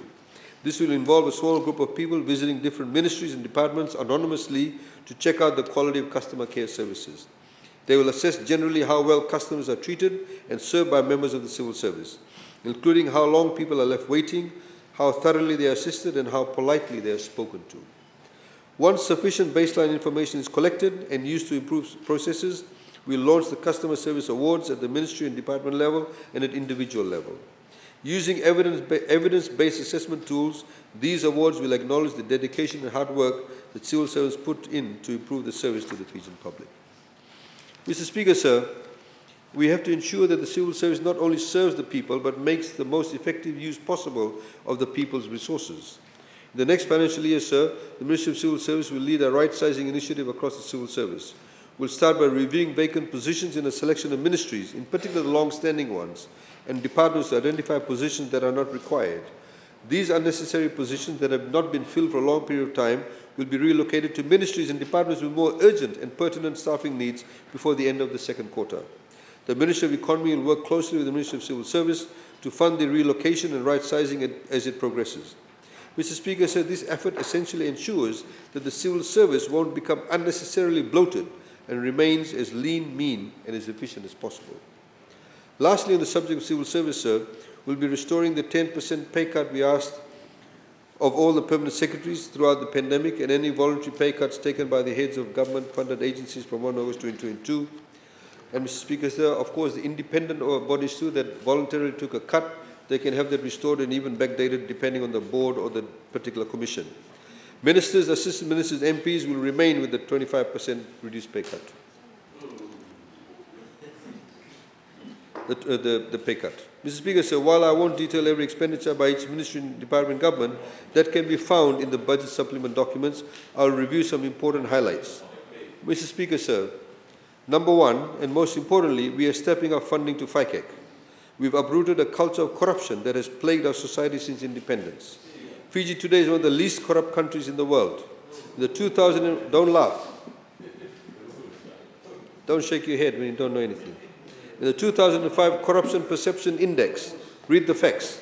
In the 2005 Corruption Perception Index, before this government came into power, Fiji only scored 40 points out of 100 and ranked 55 out of 159 countries, placing us among the middle third of the nations, according to a report that indicated serious levels of corruption within the country. In 2021, CPI scored 55 points out of 100, ranked 45 out of the 180 countries for Fiji. Fiji came into the top third of the countries that scored above 50 points. In another report, the Global Corruption Barometer Pacific Report of 2021, the corruption in electoral process was one of the key focus areas. Fiji is found to run one of the cleanest electoral processes in the Pacific. That is our record. It is backed by credible and impartial analysis, not by those on social media. Those who crow about Fiji becoming a more corrupt country under our leadership are those who are the most corrupt of all. Their actions, Mr. Speaker, sir, their actions speak louder than their politically motivated whinging. 2 opposition parliamentarians were recently convicted of obtaining financial advantage through fraudulent conduct. These people broke the law and they were found guilty in a court of law. Did the opposition or the political opponents condemn the actions? No. In fact, they released statements praising them. This is the ugly face of a deep-seated culture of corruption that remains in Fiji, Mr. Speaker, sir. A culture that prioritizes certain personalities over the rule of law. A culture that sees some people as untouchable and above the rest of us, even above justice. A culture that lurks beneath the surface of our just society, waiting to rewrite the rules in its favor. If they could even be bothered to pretend to care about democracy and the rule of law, the opposition and those political opponents outside should have condemned the corruption of its members the minute they were found guilty in an independent court of law. Instead, they tried making them out as martyrs. That has become the standard response. No matter how serious the claim, no matter how provable the charges, they do worse than tolerate corruption. They make heroes out of their worst offenders. That should serve as a warning to everyone about what they would do if they ever assumed power, sir. Yes. Mr. Speaker, sir, because the only thing worse than corrupt individuals are their appeasers. Those who stand by and let it happen. So as long as this culture remains, our commitment to root it out will keep ramping up. This budget funds a national level strategy to strengthen the fight against corruption in Fiji. FICAC has already started the process of creating the necessary framework with the assistance of the United Nations Development Programme and the United Nations Office on Drugs and Crime. Mr. Speaker, in the 2022-23 budget, the Land Transport Authority will be allocated a total of $22.4 million. $800,000 specifically for the implementation of new integrated information technology, which would enable customers to access more services online. One more step towards the transformational under Digital Fiji. To assist in the payment of overloading and other fines, the Land Transport Authority will allow individual companies to pursue those who have been fined previously, not the new ones, pursue a payment plan option in line with strict conditions. Upon the payment of the first installment, normal transactions will be allowed and the vehicles will be released from any freeze-on transaction. This will allow individual companies to continue using vehicles for their business purpose and still meet their fine repayment. If they default, they lose the entire thing. To be clear, of course, as I said, this is only for past infractions. It is not the policy moving forward. In order to better monitor and protect our Fijian roads, there will be restrictions placed on commercial vehicles moving into residential areas. The Municipality and Fiji Roads Authority, in collaboration with LTA, will determine the gross combined mass and dimension allowed for commercial vehicles entering residential areas. This is less about preventing disruption. These roads simply cannot handle the stress of such heavy vehicles. We find people just for a lunch taking their overladen trucks into small streets, and they completely damage the roads. The regulations are being amended and come into effect from 1 August 2022. In 2022 budget, Mr. Speaker, sir, the Maritime Safety Authority Fiji will be allocated a total of $7.4 million, of which $5.9 million for operations and $1.5 million for capital expenditure. $1.1 million is allocated to reconstruct the damaged lighthouse at Suva Harbour Northeast, Pindar Reef and Bangor Southwest Reef, in order to meet the standards of the International Association of Marine Aids to Navigation and Lighthouse Authorities and keep our coastlines safe for vessels. The authority put forward a proposal of salary increments due to current impediments affecting the organization's operations and deliverables. The authority has suffered operational losses as a result of lack of human resources in various departments, high attrition of senior officers in management, which is a direct result of lower remuneration, insufficient resources, and lack of funding for specific activities. Through the 2022-2023 budget, a 10% increment for 51 technical staff, amounting to $183,000, has been agreed to and provided.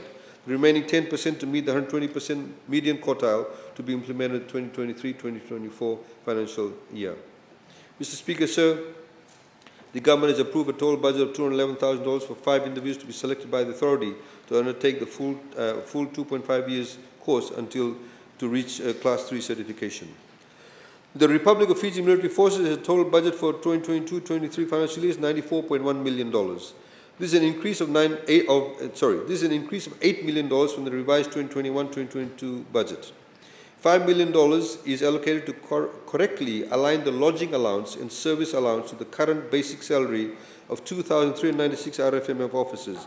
At the moment, these officers, unfortunately, are being paid allowances based on the 2013 basic pay, which is essentially to realign this. $400,000 is also provided for the remote location allowance for engineers who are engaged to build and maintain rural projects, such as Rotuma Hospital, Kandavu Footbridge, Lakemba Suspension Bridge, and Bua Lomeni Koro Footbridge. $2.3 million is allocated for the renovation and upgrade works at RFMF facilities, including renovation, upgrade of RFMF infrastructure, construction of new warehouse at QEB, upgrade of the logistics support unit complex, upgrade of Sukunai Valu barracks in Lambasa, and the upgrade of Nandi camp. We are allocating a total of $50.8 million for peacekeeping operations, which is an increase of $5.5 million from the revised 2021-2022 budget. The officers deployed for peacekeeping operations were also paid allowances based on their 2013 basic pay rate, and $800,000 is provided to realign the lodging and service allowance for 543 peacekeeping officers on the current pay. $3.5 million has been allocated to meet salaries and allowances of the peacekeeping officers as aligned to the payroll. Additionally, $3 million has been allocated for military training and equipment, which will be reimbursed by the United Nations. The Office of the Auditor General is allocated $5.8 million in the 2022-2023 budget. This is an increase of $900,000 or $0.9 million as compared to the revised 2021-2022 budget. $650,000 is to address the backlog of audits. The office is planning to engage major auditing firms to complete 99 pending audits languishing with the Auditor General's office outlined for the 2022-23 financial year. Parliament is allocated $8.6 million in the 2022-23 budget. This is an increase of $1.5 million as compared to the revised 2021-2022 budget to cover the operational cost of political offices and the addition of 4 seats to 55 from the current number of 51 members.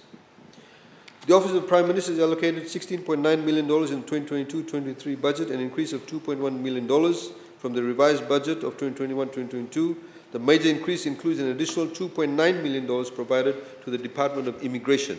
As you know, the Department of Immigration falls under the Prime Minister's office. $1.3 million is allocated to procure e-passport booklets to improve the security of Fiji's passports.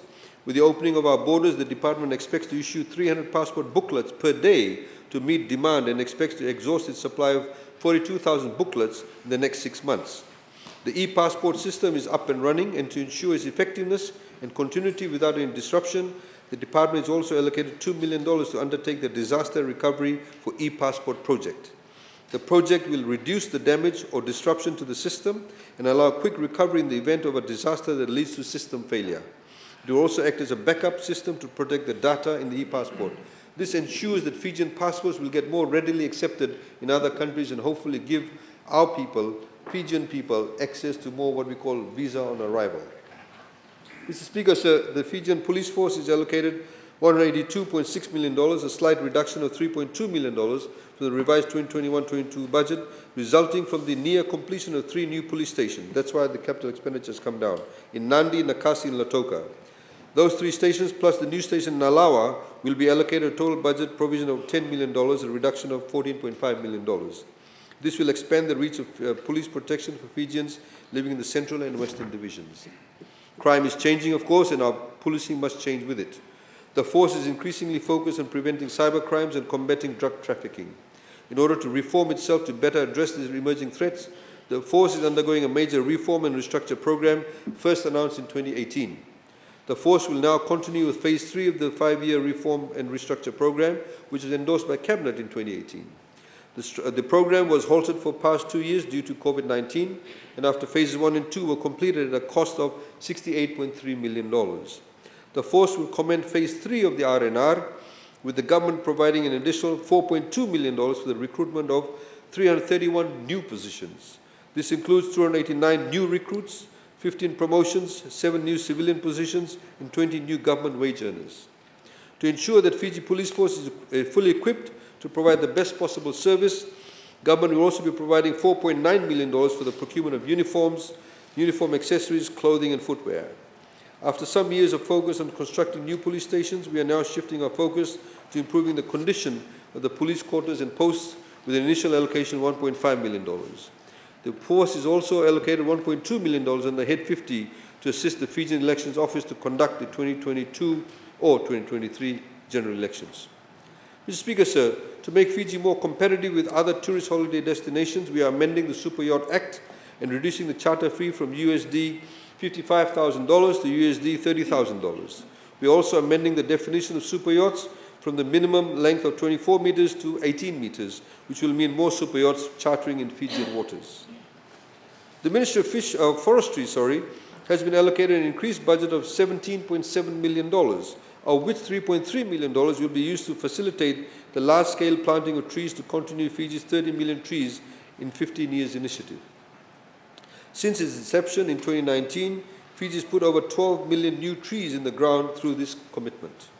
The allocated budget will provide technical support in terms of seed sourcing, seed supply, nursery and silviculture practice training, and direct incentives for landowners to establish and manage their own forests.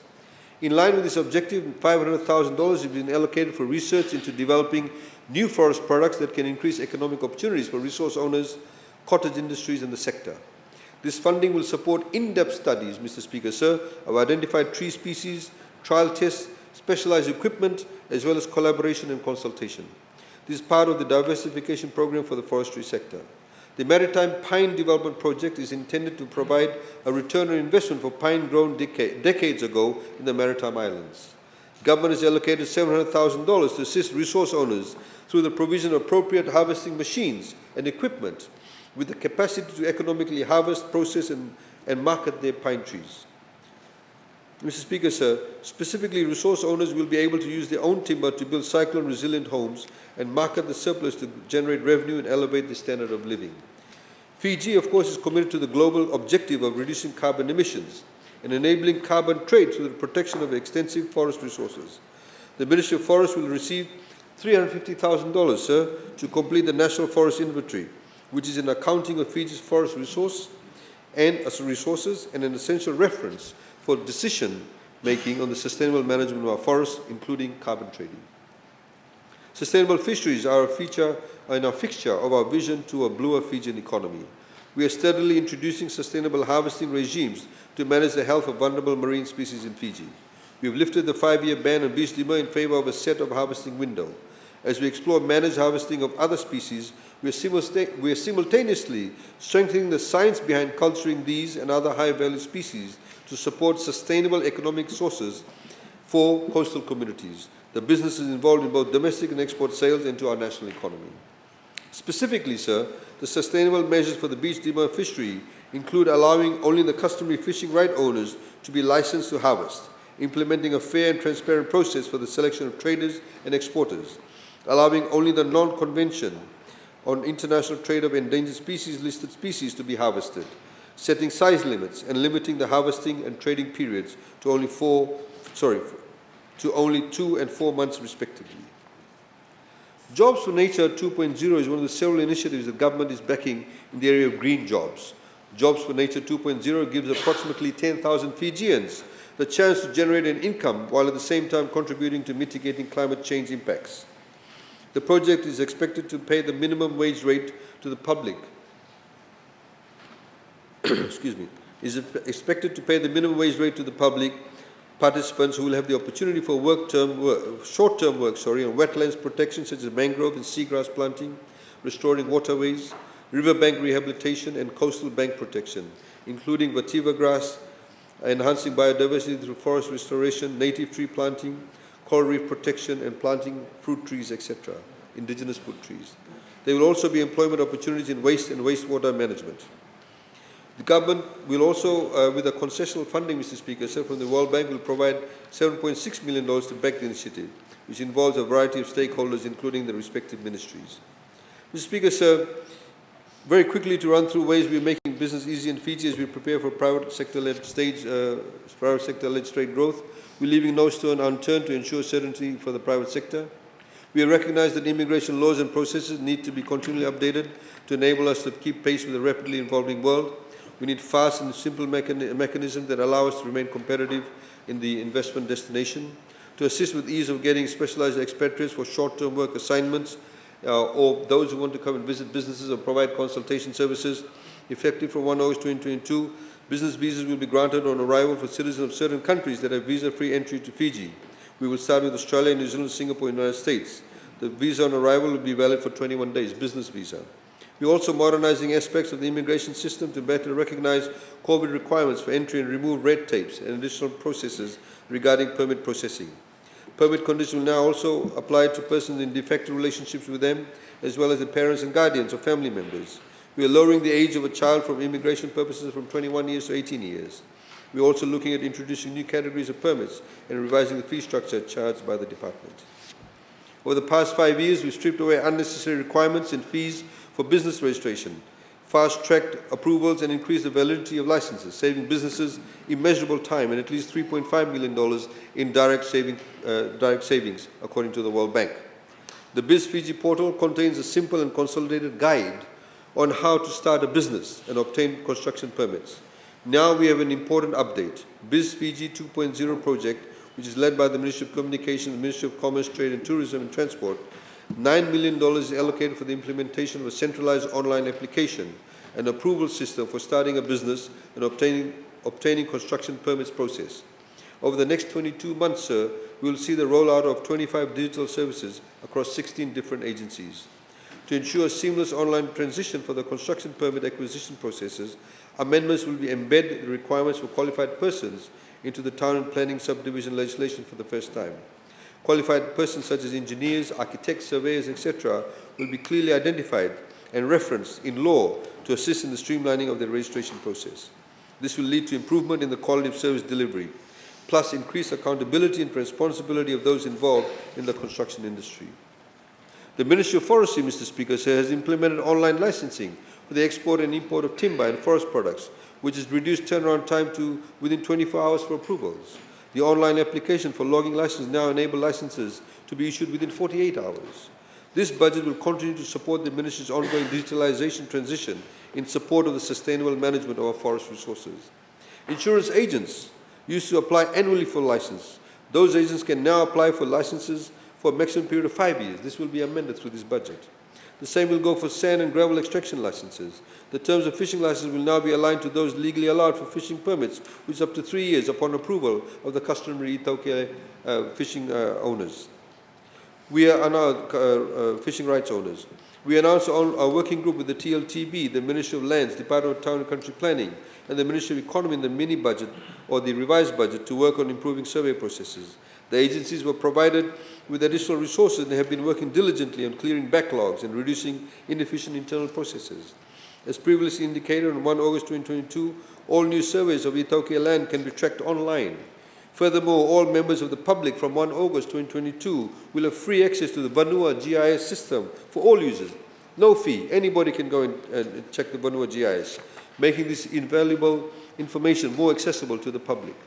The Ministry of Lands will also enable chartered approved survey plans to be viewed online via the Vanua View platform, and scanned plans will be freely available on the Ministry of Lands website. This expands access to information that is good for investment, good for sustainable development, and indeed democratizes information. Roads infrastructure has been the most costly part of developing rural lots and subdivisions, and land development costs to meet subdivision design and standard requirements have become a stumbling block for development, especially for ordinary Fijians living in the rural areas. In consultation with the interagency working group, sir, the Fiji Roads Authority will soon finalize specific standards for rural subdivisions, thereby reducing costs and allowing more Fijians to acquire land for housing purposes in deep rural areas.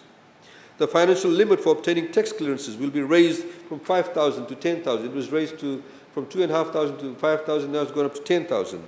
This excludes payment for services. This move will benefit banks, businesses, and individuals as it significantly reduces the number of small transactions requiring clearance.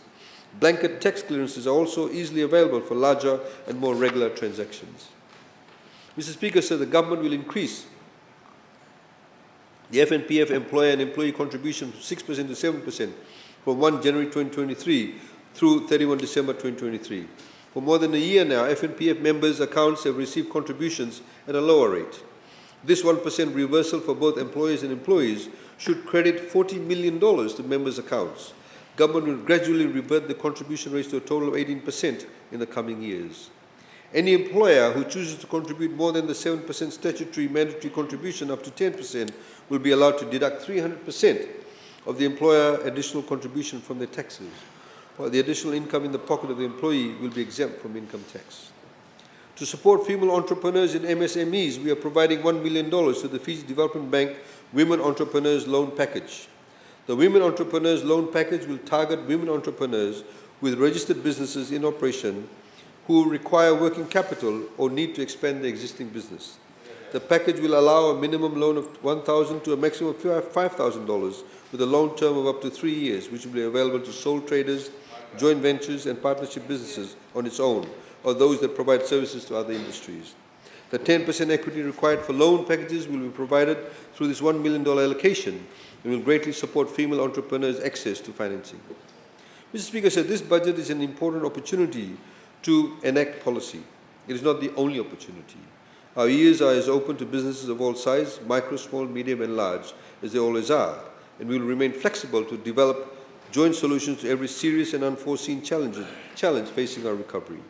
We will steadily be introducing other legal and procedural changes to create the most efficient and least bureaucratic environment possible for our businesses to thrive, and also our individual citizens to enjoy.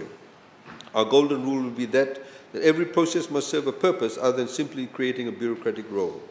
Mr. Speaker, so we have not played around with taxes through the pandemic, and we won't play around with it in this budget either.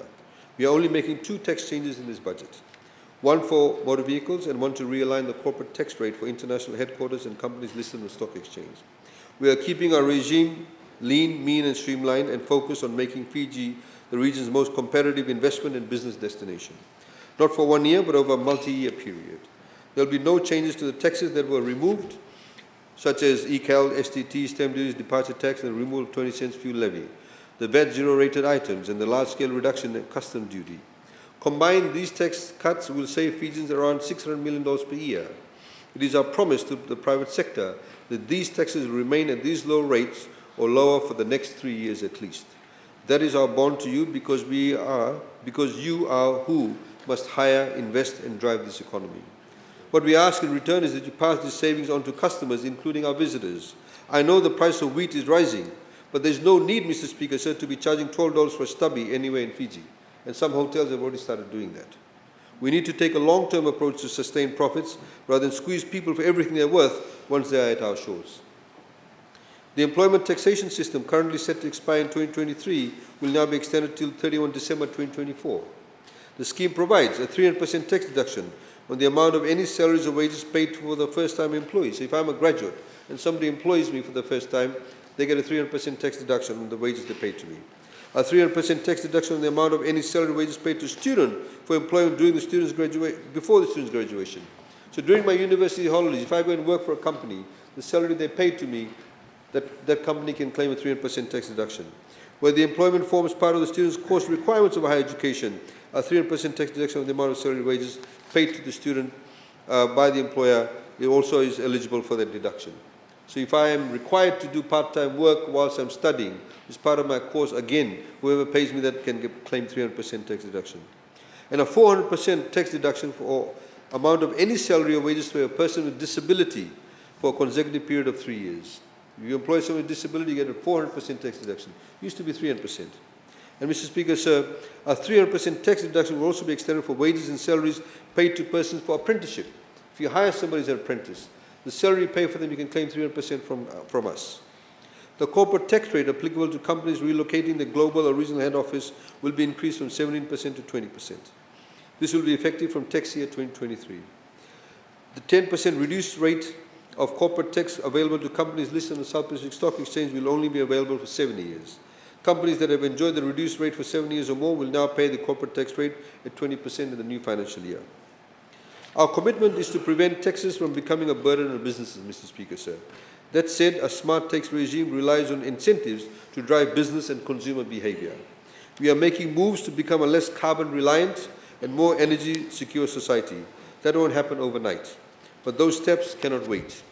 We'll be enhancing the electric vehicles charging incentive with a lowered minimum investment threshold of $50,000 from $100,000. The subsidy will be increased from 5% to 10% on capital expenditure incurred in the development of electric vehicle charging stations. It includes even individuals. We will zero-rate VAT and duty on all electric vehicles and allow accelerated depreciation of 100% in the first year. Individuals and businesses that purchase motor vehicles, electric motor vehicles, will also receive a $10,000 cash payment from government towards the purchase of the vehicle. Additionally, Mr. Speaker, sir, companies, as I said, will enjoy a 100% accelerated depreciation.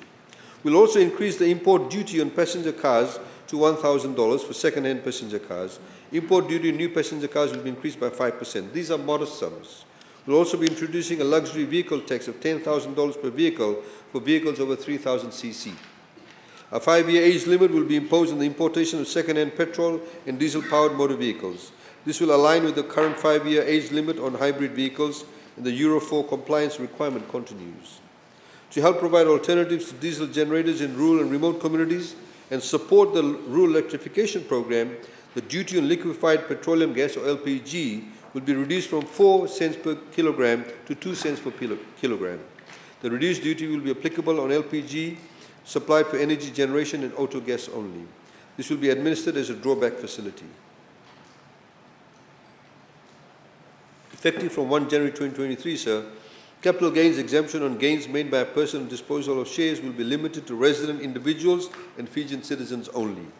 CGT will be exempted on repurchase agreements, or what we call repo transactions, administered by the Reserve Bank of Fiji. Extension of project completion time provisions will be incorporated under the standard allowance incentive. The residential housing and development incentive package will be further incentivized as follows.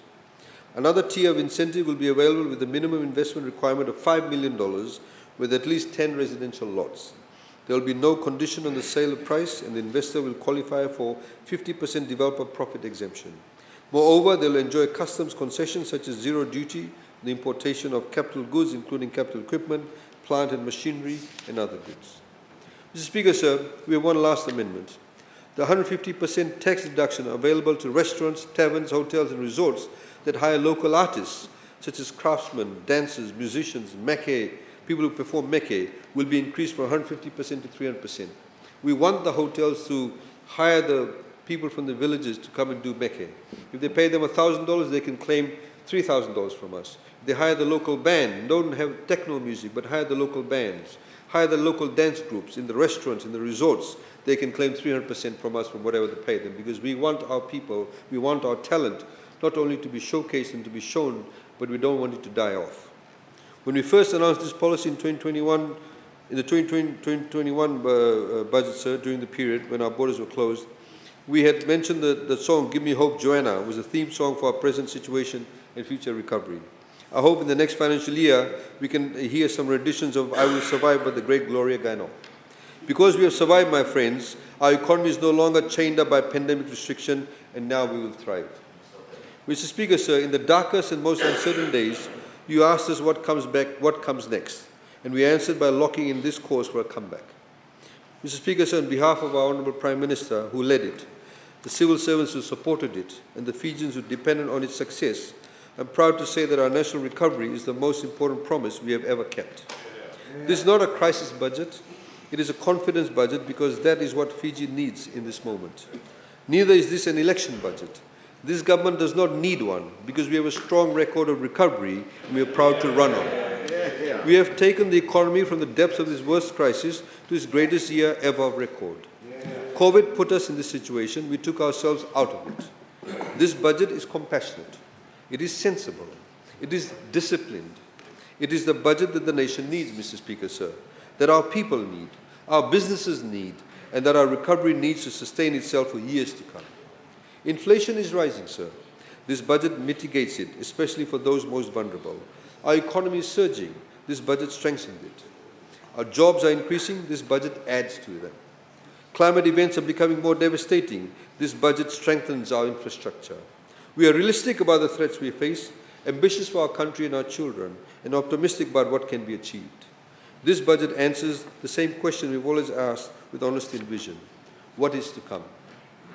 And to that great question of our aspiration as a people, your government's answer is unambiguous. Only the best is yet to come, sir.